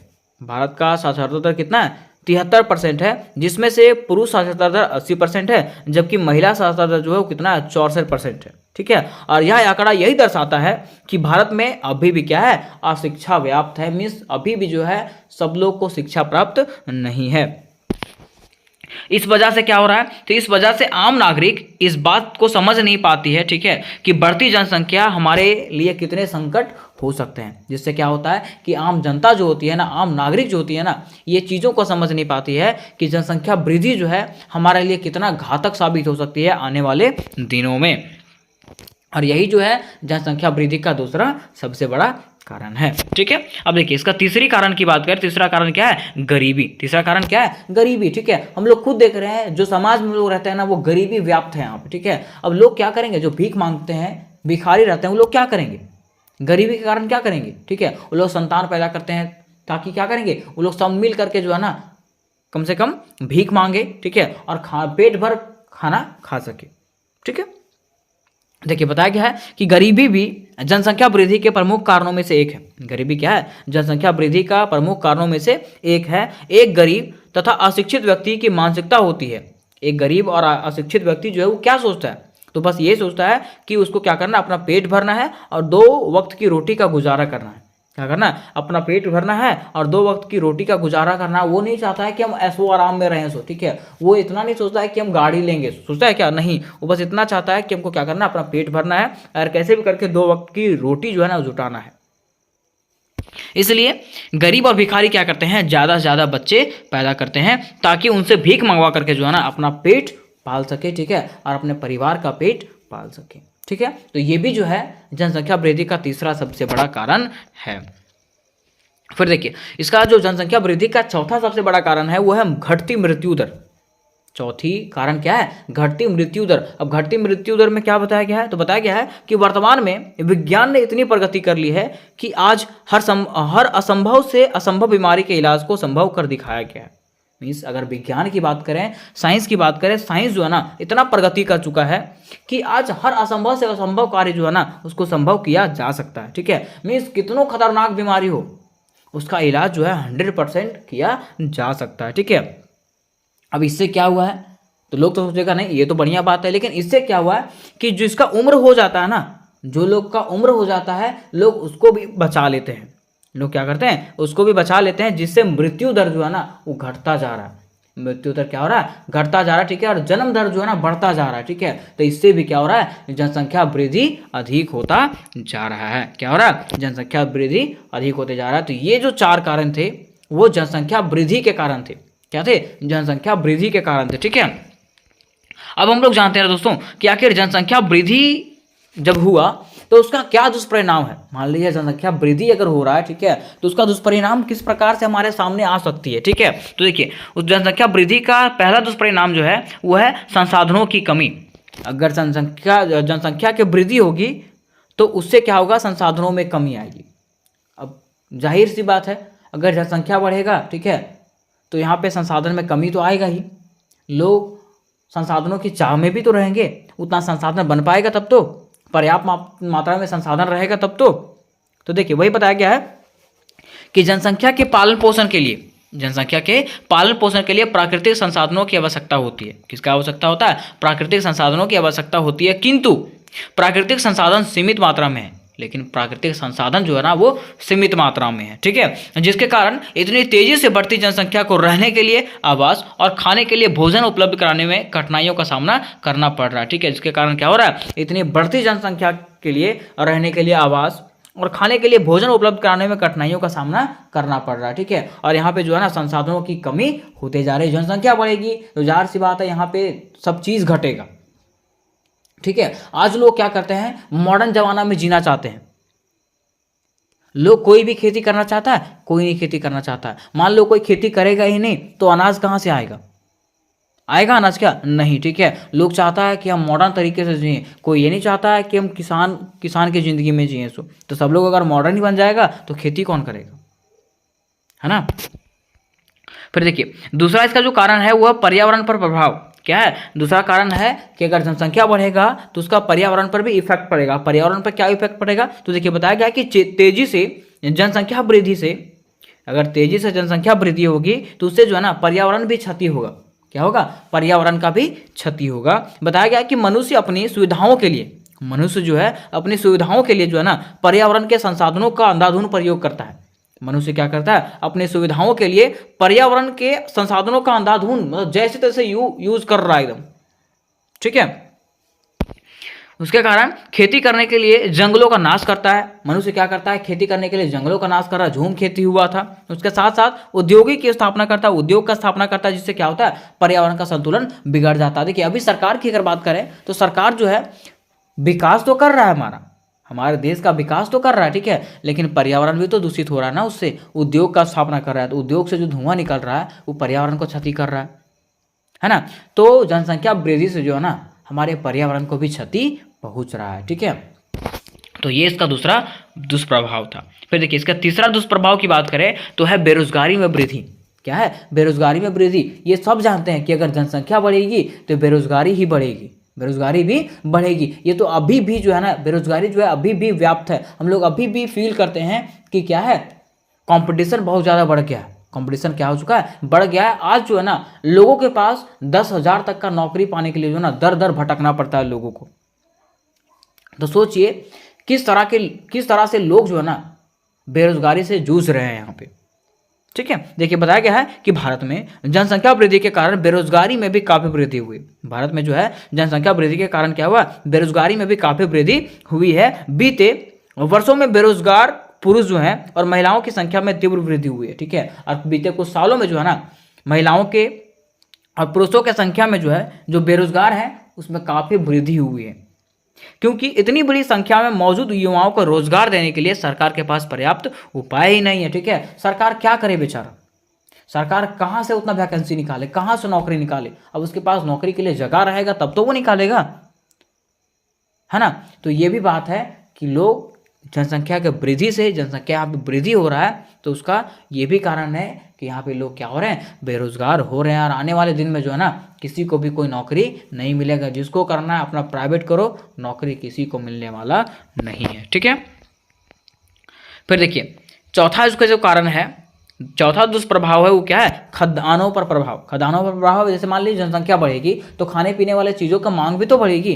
तो जैसा कि मैंने आपको बताया था कि लोग अभी क्या करते हैं, स्टैंडर्ड जमाना में जीते हैं, खेती करना ही नहीं चाहते हैं, तो अनाज आएगा कहाँ से, है ना। तो वही बोला गया कि तेजी से बढ़ी हुई जनसंख्या के कारण भोजन एवं खदानों की उपलब्ध स्टॉक पर दबाव बनता है।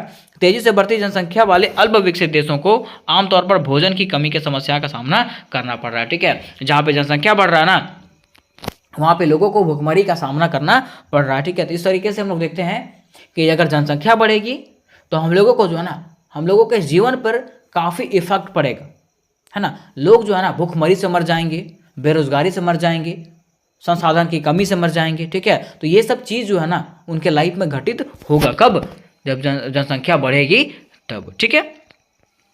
अब देखिए यहाँ तक हम लोग देख लिए कि जनसंख्या का वृद्धि का कारण क्या है ना, उसका दुष्प्रभाव क्या है। अब हम लोग जानते हैं कि जनसंख्या वृद्धि का समाधान कैसे किया जा सकता है। अगर जनसंख्या बढ़ रही है तो उसका समाधान रोकने का क्या उपाय है, कैसे इसको रोका जा सकता है, ठीक है।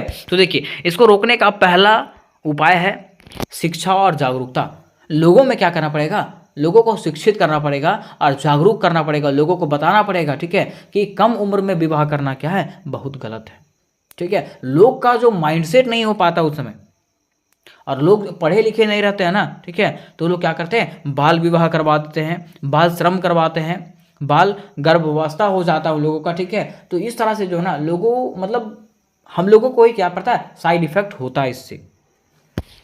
देखिए बताया गया है कि भारत में शिक्षा का स्तर और गुणवत्ता बढ़ाना और परिवार नियोजन, लिंग समानता, बाल विवाह, बाल श्रम, बाल गर्भावस्था आदि के बारे में लोगों को जागरूक करना पड़ेगा, ठीक है, ताकि लोग जो है ना इसके बारे में समझ सके कि क्या इसका साइड इफेक्ट है और क्या इससे फायदा है। इससे क्या करेंगे, लोग अपने संतानों की संख्या पर नियंत्रण रखेंगे, ठीक है। लोग क्या करेंगे, अपने संतान के संख्याओं पर नियंत्रण रखेंगे। सरकार ने योजना भी लागू किया था कि हम दो और हमारे दो, मीन्स दो हस्बैंड वाइफ और दो बच्चे रहेंगे, ठीक है। इस तरह से जनसंख्या को नियंत्रित किया जा सकता है, लेकिन लोग जो है ना इसको फॉलो करता ही नहीं है कोई, ठीक है। बताया गया है कि उसके साथ साथ उनके अधिकारों और जिम्मेदारियों का पालन करेंगे, ठीक है, उनके अधिकार और जिम्मेदारियों का पालन करेंगे, और इस तरीके से क्या कर सकते हैं, हम लोग जो है जनसंख्या वृद्धि को रोक सकते हैं। फिर देखिए दूसरा जो समाधान है वो क्या है, विवाह का उम्र बढ़ाना, ठीक है। अगर सरकार जो है विवाह की उम्र बढ़ा देता है, लेकिन देखिए सरकार को जो करना रहता है वो तो कर ही देता है, सरकार ने अभी भी उम्र बढ़ा दिया विवाह का, ठीक है, लेकिन लोगों को इससे कोई फर्क पड़ता नहीं है ना। देखिए बोला गया है कि भारत में तेजी से बढ़ती जनसंख्या का सबसे बड़ा कारण जो है कम उम्र में विवाह होना है, ठीक है। सबसे बड़ा कारण क्या है, कम उम्र में विवाह होना। जल्दी विवाह होने से लड़कियां कम उम्र में ही क्या बन जाती है, माँ बन जाती है, और अधिक संख्या में संतानोत्पत्ति करती है, ठीक है, और अधिक संख्या में क्या करती है, संतान का उत्पत्ति करती है, ठीक है। इससे क्या होता है कि यहाँ पे जो जनसंख्या जो है ना धीरे धीरे और ज़्यादा क्या होता है, बढ़ता जाता है। बताया गया है कि भारत में ऐसे कई इलाके हैं जहाँ बाल विवाह होता है, अतः प्रशासन को बाल विवाह पर रोक लगानी चाहिए, ठीक है। अतः प्रशासन को क्या करना चाहिए, बाल विवाह पे जो है रोक लगाना चाहिए, ताकि लोग जो है इसके साइड इफेक्ट को समझ सके, ठीक है, कि बाल विवाह करने से क्या साइड इफेक्ट है और जनसंख्या वृद्धि का क्या साइड इफेक्ट है, ठीक है। साथ ही साथ लड़के और लड़कियों के विवाह की उम्र भी घटनी चाहिए, ठीक है, मतलब उसका जो उम्र है ना वो बढ़ाना चाहिए, ठीक है, कि लोगों को 21 साल में शादी होना चाहिए, 22 साल में शादी होना चाहिए, ऐसा करके, ताकि लोग जो है कम उम्र में शादी ना करें। ये लीगल कर देना चाहिए, ठीक है, कानून में लिख देना चाहिए कि ऐसा होना चाहिए तो होना चाहिए। अगर इसका उल्लंघन कोई करेगा तो उसको जेल में डाल दिया जाएगा। अगर सख्त कार्रवाई किया जाएगा ना तभी लोग क्या करेंगे, इसको फॉलो करेंगे, नहीं तो कोई फॉलो करने वाला नहीं है, ठीक है। फिर देखिए इसका चौथा जो समाधान है वो है नीति और कानून। क्या है, नीति और कानून बना करके जो है ना सरकार क्या कर सकती है, जनसंख्या पर नियंत्रण लागू कर सकती है। जैसे कि मैंने आपको बताया कि अगर सरकार ऐसा नीति बनाता है, कानून बनाता है कि लोगों को जो है, लड़की को जो है 21 वर्ष में शादी करना है और लड़का को जो है 24 वर्ष में विवाह करना है, ठीक है, तो ये कानून व्यवस्था अगर बनता है ना यहाँ पे, तो क्या हो जाएगा, लोग जो है जागरूक होंगे, ठीक है, और वो इस पर गौर करेंगे, अमल करेंगे, ठीक है, कि सरकार ऐसा योजना लागू किया है कि अगर लड़की का विवाह 21 साल से कम में होगा तो उसके परिवार वालों को जो है, उसके अभिभावक को क्या किया जाएगा, उस पर सख्त कार्रवाई किया जाएगा, ठीक है। तो लोग डरेंगे और ये चीज़ को फॉलो करेंगे, तभी जो है जनसंख्या के वृद्धि को जो है रोका जा सकता है, ठीक है। तो इस प्रकार से हम लोग ये सारे पॉइंटों को देख लिए कि किस प्रकार से जनसंख्या वृद्धि का कारण क्या है, उसका समाधान कैसे किया जा सकता है, उसके साथ साथ इसका दुष्प्रभाव क्या था, वो सारी चीज़ को हम लोग देख लिए, ठीक है। अब लास्ट में जो है इसका निष्कर्ष डालना क्या है, नेसेसरी होता है। तो निष्कर्ष में क्या डालेंगे, तो निष्कर्ष में लिखना है कि जिस तरह हमारे देश की जनसंख्या बढ़ रही है, हम जो है ना इससे मुंह मोड़ नहीं सकते हैं, ठीक है, क्योंकि वर्तमान समय में हमारी जनसंख्या इतनी अधिक है कि हम चीन से भी आगे पहुंच चुके हैं। ठीक है, कि भारत में जो है वर्तमान समय में जनसंख्या इतनी अधिक हो चुकी है ना कि हम लोग चीन के जनसंख्या से भी क्या हो चुके हैं, आगे हो चुके हैं। अब हमारे सामने जो है कई समस्याएं हैं, अब हम लोगों के सामने जो है कई समस्याएं आनी प्रारंभ हो गई है। ठीक है, जैसे कि बेरोजगारी, भूखमरी, शिक्षा की कमी, प्राकृतिक संसाधनों की कमी, स्वास्थ्य सुविधाओं में कमी। ठीक है, अनेक प्रकार की समस्या जो है हमारे सामने आने लगी है। ठीक है, और ये आएगा कब, जब जनसंख्या में वृद्धि होने लगेगा तब। ठीक है, यह सभी जो है ना, ये सभी कारण जो है जनसंख्या के वृद्धि की वजह से ही है। अतः हम कह सकते हैं कि जनसंख्या वृद्धि जो है ना देश के विकास में क्या है, बाधा बनती है। कि जनसंख्या अगर वृद्धि होगी तो ये इससे जो है ना देश का विकास कभी हो पाएगा नहीं। ठीक है, तो उम्मीद करते हैं दोस्तों कि ये क्वेश्चन आपको समझ में आ गया होगा। कि अब हम लोग जानने वाले हैं इसका दूसरा पॉइंट, संभववाद अवधारणा। क्या संभववाद अवधारणा? कहा जाता है कि पर्यावरण निश्चयवाद विचारधारा की आलोचना के परिणाम स्वरूप संभववादी विचारधारा का जन्म हुआ। मीन्स संभववादी अवधारणा कब आया था? तो ऐसा कहा जाता है कि पर्यावरण निश्चयवादी विचारधारा जो है उसके आलोचना के बाद, उसके बुराई के परिणाम स्वरूप संभववादी विचारधारा का जन्म हुआ। ठीक है, अब इसके तहत क्या कहा गया? तो देखिए, कहा जाता है कि इस विचारधारा के अनुसार मानव अपने क्रियाकलाप से प्रकृति में फेरबदल करने की क्षमता रखता है। ठीक है, मिस कहा गया ना कि मनुष्य अपने कार्य से जो है ना प्रकृति को भी बदल सकता है। ये किसने कहा? तो संभववादी अवधारणा के अनुसार कहा गया। ठीक है, अर्थात मानव अपने बुद्धि एवं तकनीक के द्वारा प्रकृति को कुछ सीमा तक बदल सकता है। मिस कहा जाता है कि मनुष्य जो है ना अपनी बुद्धि एवं तकनीक के द्वारा क्या कर सकता है, प्रकृति को भी कुछ सीमा तक बदल सकता है। ये किसके तहत कहा गया? तो संभववादी विचारधारा के तहत कहा गया था। ठीक है, आगे कहा गया कि संभववादी विचारधारा का जन्म जो है फ्रांस में हुआ। संभववादी विचारधारा का जन्म कहाँ हुआ था? फ्रांस में। कोई पूछेगा आपको कि संभववादी विचारधारा का जन्म कहाँ हुआ, तो फ्रांस में हुआ। कहा जाता है कि फ्रांस के प्रमुख मानव भूगोलकर्ता ब्लास को इस विचारधारा का जन्मदाता माना जाता है। मीन्स फ्रांस के प्रमुख मानव कौन है? भूगोलकर्ता जो है ब्लास, इसको इस विचारधारा का जन्मदाता माना जाता है। किसको? संभववादी विचारधारा का जन्मदाता माना जाता है। ठीक है, आगे कहा गया कि संभववादी शब्द का सर्वप्रथम प्रयोग फ्रांसीसी विद्वान लुसियन फ्राबे ने किया था। कोई पूछेगा आपको कि संभववादी शब्द का सर्वप्रथम प्रयोग जो है वो किसने किया था? तो फ्रांसीसी विद्वान लुसियन फ्राबे ने किया था। ये सब एमसीक्यू में पूछ सकता है, इसलिए आप लोग याद करके रखिएगा। ठीक है, तो नेक्स्ट पॉइंट में कहा गया कि फ्राबे के अनुसार मानव का प्रकृति में उतना ही महत्व है जितना महत्व प्रकृति के अन्य तत्वों जैसे जलवायु, वनस्पति एवं मृदा का होता है।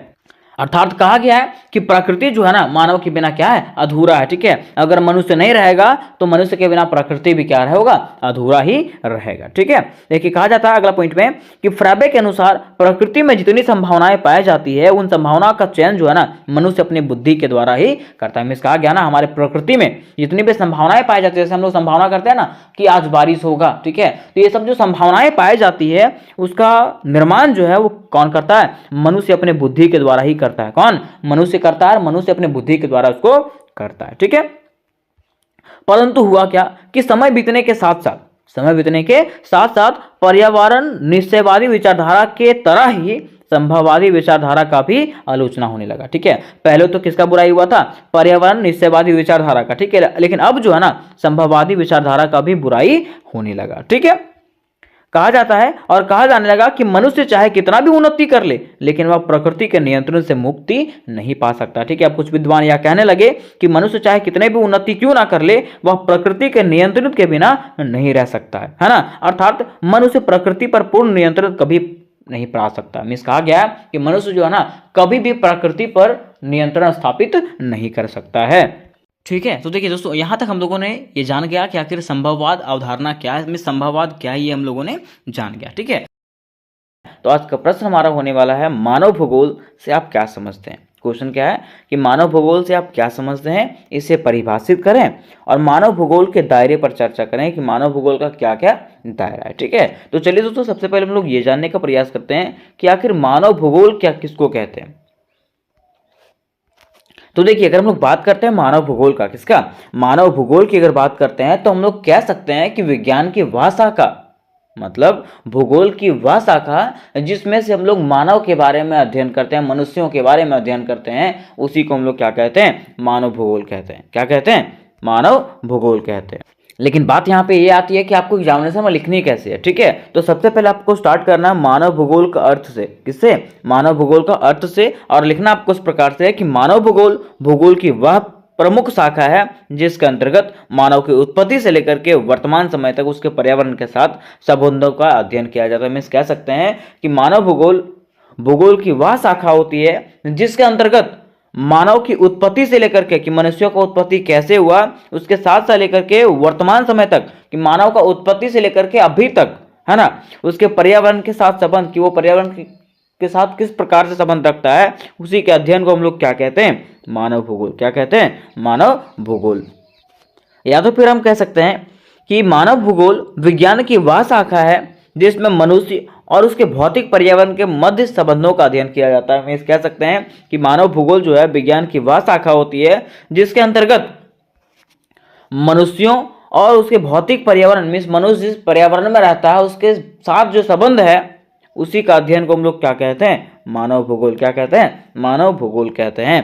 कहा जाता है कि इसके साथ साथ इसमें मनुष्यों का विभिन्न कार्य जैसे स्वास्थ्य, शिक्षा, कला, विज्ञान, राजनीतिक और धर्म का भी अध्ययन किया जाता है। किसमें? मानव भूगोल में क्या क्या किया जाता है? तो स्वास्थ्य, शिक्षा, कला, विज्ञान, राजनीतिक और धर्म का भी अध्ययन किया जाता है। किसमें? मानव भूगोल में। ठीक है, अब देखिए इसमें पॉइंट नंबर 1 में कहा गया है कि भूगोल की प्रकृति न केवल पर्यावरण और मनुष्य के संबंधों का है बल्कि संपूर्ण मानवीय गतिविधियों का पर्यावरण से समन्वय का अध्ययन कराता है। मीन्स भूगोल की प्रकृति क्या कराता है? मीन्स भूगोल क्या कराता है? मानव भूगोल क्या कराता है? तो भूगोल की प्रकृति न केवल पर्यावरण और मनुष्य के संबंधों का है। मीन्स ये जो है सिर्फ मानव और पर्यावरण के संबंधों का अध्ययन नहीं है। ठीक है, बल्कि संपूर्ण मानवीय गतिविधियों का मीन्स मनुष्यों का जितना भी गतिविधियों सबके बारे में ये बताता है, उसी को हम लोग मानव भूगोल कहते हैं। ठीक है, आगे कहा जाता है कि जर्मन भूगोलवेता फ्रेडरिक रेजवेल्ट को मानव भूगोल का जनक कहा जाता है। मीन्स जर्मन भूगोलवेता कौन है? Friedrich Ratzel. कौन है? फ्रेडरिक रेडजेल को मानव भूगोल का जन्मदाता कहा जाता है, जिनकी प्रसिद्ध पुस्तक मानव भूगोल मीन्स एंथ्रोपोजियोग्राफी है। ठीक है, मीन्स पूछेगा कि जर्मन भूगोलकर्ता फ्रेडरिक रेडजेल की प्रसिद्ध किताब कौन सी है? तो कौन सी है? एंथ्रोपोजियोग्राफी। ठीक है, अब यहाँ पे बातें आती है मानव भूगोल की परिभाषाएं की। मानव भूगोल की परिभाषाएं की जिसको विद्वानों ने अलग अलग परिभाषाएं दी है। ठीक है, तो देखिए पहला है फ्रेडरिक रेडजेल के अनुसार। फ्रेडरिक रेडजेल ने क्या कहा? तो उन्होंने कहा है कि मानव भूगोल विज्ञान की वह शाखा है जिसमें मानव समाज तथा धरातल के मध्य संबंधों का संश्लेषित अध्ययन किया जाता है। कहा गया है कि मानव भूगोल विज्ञान की वह शाखा होती है जिसमें से मनुष्य के समाज, मानव समाज तथा धरातल मीन्स भूमि के मध्य जो संबंध होता है, भूमि मतलब पर्यावरण के बीच जो संबंध होता है, उसका अध्ययन को हम लोग क्या कहते हैं? मानव भूगोल कहते हैं। ठीक है, नेक्स्ट डिकेंस तथा पिट्स के अनुसार इन्होंने क्या कहा? इन्होंने कहा है कि मानव भूगोल में मानव और उसके कार्यों का अध्ययन किया जाता है। मीन्स कहा है कि मानव भूगोल में जो है ना क्या अध्ययन करते हैं? तो मानव के बारे में और उसके कार्यों का अध्ययन करते हैं, उसी को हम लोग मानव भूगोल कहते हैं। ठीक है, अब देखिए यहाँ पे बात आता है मानव भूगोल का उद्देश्य एवं लक्ष्य कि मानव भूगोल का आखिर क्या उद्देश्य है और क्या लक्ष्य है ना। तो देखिए बताया गया है कि मानव भूगोल में विभिन्न विचारधाराएं और सिद्धांत विकसित हुए। अगर मानव भूगोल की बात करें तो मानव भूगोल के तहत जो है ना विभिन्न विचारधाराएं आए हैं और सिद्धांत विकसित हुए हैं जो मानवीय गतिविधियों और उसके भौगोलिक वितरण को समझाने में मदद करता है। जो क्या करता है? मनुष्यों की गतिविधियों और उसके भौगोलिक वितरण को समझाने में मदद करता है। ठीक है, और यहाँ पे उसके प्रमुख विचारधाराओं का वर्णन निम्नलिखित रूपों में किया गया। ठीक है, हम लोग कह सकते हैं उसके दायरा कि क्या इसका दायरा है। ठीक है, मानव भूगोल का दायरा देखिए पहला है निपुणतावादी विचारधारा। क्या है? निपुणतावादी विचारधारा। कहा जाता है कि इस विचारधारा के अनुसार भौतिक पर्यावरण जैसा कि जलवायु हो गया, प्रकृति हो गया, मिट्टी हो गया, है ना, मानव गतिविधि और समाज के विकास को निर्धारित करता है। मीन्स ये जो विचारधारा है ये क्या करता है? मानव की गतिविधियों और समाज के विकास को निर्धारित करता है। ठीक है, इसमें पर्यावरणीय निर्धारणवाद एक प्रमुख सिद्धांत है। इसमें क्या है? पर्यावरणीय निर्धारणवाद क्या है? एक प्रमुख सिद्धांत है जो कहता है कि मानव व्यवहार और संस्कृतियां मुख्यतः उनके प्राकृतिक वातावरण द्वारा नियंत्रित होती है। मीन्स क्या कहा है कि मानव व्यवहार और संस्कृतियां जो है ना वो उसके प्राकृतिक वातावरण के द्वारा ही क्या होती है, नियंत्रित होती है। ठीक है, अब देखिए इसका दूसरा जो विचारधारा है वो है संभावनावादी विचारधारा। क्या है, संभावनावादी विचारधारा। कहा जाता है कि यह विचारधारा निपुणतावादी विचारधारा का विरोध करता है। यह जो विचारधारा है ना, वो निपुणतावादी विचारधारा का क्या करता है, विरोध करता है। कहता है ये सही नहीं है। ठीक है, और कहता है कि पर्यावरण विकल्प प्रदान करता है। पर्यावरण क्या करता है, विकल्प प्रदान करता है, लेकिन मनुष्य अपने संस्कृति और प्रौद्योगिकी के माध्यम से इन विकल्पों का चयन और उपयोग करता है। लेकिन मनुष्य क्या करता है, अपनी संस्कृति और प्रौद्योगिकी के माध्यम से इन विकल्पों का क्या करता है, चयन करता है और उपयोग करता है। ठीक है, देखिए कहा गया है कि इस दृष्टिकोण के अनुसार मानव समाज अपनी आवश्यकताओं और लक्ष्यों के आधार पर पर्यावरण को संशोधित कर सकते हैं। इस दृष्टिकोण के आधार से क्या करता है, मानव समाज जो है ना, अपनी आवश्यकताओं और लक्ष्यों के आधार पर पर्यावरण का संशोधन कर सकता है, इस पर्यावरण का बदलाव कर सकता है। कौन, मानव समाज। ठीक है, आगे कहा जाता है सांस्कृतिक भूगोल। क्या है, सांस्कृतिक भूगोल। कहा गया है कि यह विचारधारा संस्कृति के विभिन्न पहलुओं जैसे भाषा, धर्म, रीति रिवाज और परंपरा के स्थानिक वितरण और प्रभाव का अध्ययन कराती है। यह क्या कराता है, तो मानव समाज का जो भाषा है, धर्म है, रीति रिवाज है, परंपरा है, इसके अध्ययन पर प्रभाव डालता है। ठीक है, कौन, सांस्कृतिक भूगोल। कहा जाता है कि सांस्कृतिक भूगोल मानवीय पहचान है। सांस्कृतिक भूगोल क्या है, मानव का पहचान है और स्थानों के बीच संबंधों को समझाने का प्रयास करता है। ये क्या करता है, स्थानों के बीच में जो है ना, संबंधों को समझाने का प्रयास करता है। ठीक है, फिर चौथा है आलोचनात्मक भूगोल। चौथा क्या है, आलोचनात्मक भूगोल। कहा जाता है कि आलोचनात्मक भूगोल सामाजिक न्याय, समानता और शक्ति संबंधों पर ध्यान केंद्रित करता है। आलोचनात्मक भूगोल क्या करता है, हमारे सामाजिक न्याय, समानता और शक्ति संबंध, मीन्स हमारे समाज में न्याय है कि नहीं, हमारे समाज में समानता है कि नहीं है, इस पर जो है ना ये ध्यान केंद्रित करता है। ठीक है, यह विचारधारा समाज में प्रचलित असमानताओं, प्रभुत्व और उत्पीड़न के भौगोलिक पहलुओं का विश्लेषण करता है। ठीक है, ये विचारधारा क्या करता है, हमारे समाज में जो असमानताएं हैं, जो प्रभुत्व है और जो उत्पीड़न है, ठीक है, जो अत्याचार हो रहे हैं, उसके खिलाफ ये क्या करता है, विश्लेषण करता है। ठीक है, कौन, आलोचनात्मक भूगोल। पांचवा है मानवतावादी भूगोल। पांचवा कौन सा है, मानवतावादी भूगोल। कहा गया है कि यह दृष्टिकोण मानव अनुभव, भावना और अर्थ पर ध्यान केंद्रित करता है। यह दृष्टिकोण क्या करता है, मानव के अनुभव, भावना और अर्थ पर जो है ना ध्यान केंद्रित करता है। कहा गया है कि मानवतावादी भूगोल व्यक्तियों के दृष्टिकोण, विश्वास और भावनाओं का अध्ययन कराता है। ये क्या कराता है, मानवतावादी भूगोल जो है ना, व्यक्तियों के दृष्टिकोण, विश्वास और भावनाओं का अध्ययन कराता है, जो वे स्थानों और पर्यावरण से जोड़ते हैं। जो क्या करते हैं, स्थानों और पर्यावरण के साथ में उसको जोड़ते हैं। ठीक है, सातवां आता है मार्क्सवादी भूगोल। सातवां क्या आता है, मार्क्सवादी भूगोल। कह सकते हैं कि यह विचारधारा सामाजिक और आर्थिक संरचनाओं के स्थानिक वितरण का अध्ययन कराती है। यह विचारधारा क्या कराता है, समाज और आर्थिक संरचना के स्थानिक वितरण। ठीक है, कि आखिर समाज और आर्थिक संरचना के बीच में क्या संबंध है, उसके बारे में अध्ययन कराता है। ठीक है, फिर है मार्क्सवादी भूगोल समाज के वर्गीय संघर्षों, पूंजीवाद और उत्पादन के तरीकों के भौगोलिक प्रभावों का विश्लेषण करता है। ठीक है, मार्क्सवादी भूगोल क्या करता है, तो समाज के जो वर्ग हैं, ठीक है, समाज के वर्गों में जो संघर्ष है, ठीक है, पूंजीवाद है और उत्पादन के जो तरीके हैं, उसके बारे में ये विश्लेषण करता है। कौन, मार्क्सवादी भूगोल। ठीक है, तो यहाँ तक हम लोगों ने भूगोल के अर्थ को समझ लिया और भूगोल के दायरे को समझ लिया कि आखिर क्या क्या दायरा है। अब बात यहाँ पे आता है निष्कर्ष का। तो निष्कर्ष में लिखेंगे इस प्रकार से कि ये सारी विचारधाराएं मानव भूगोल के अध्ययन में विभिन्न दृष्टिकोण और पद्धतियां प्रदान करती है।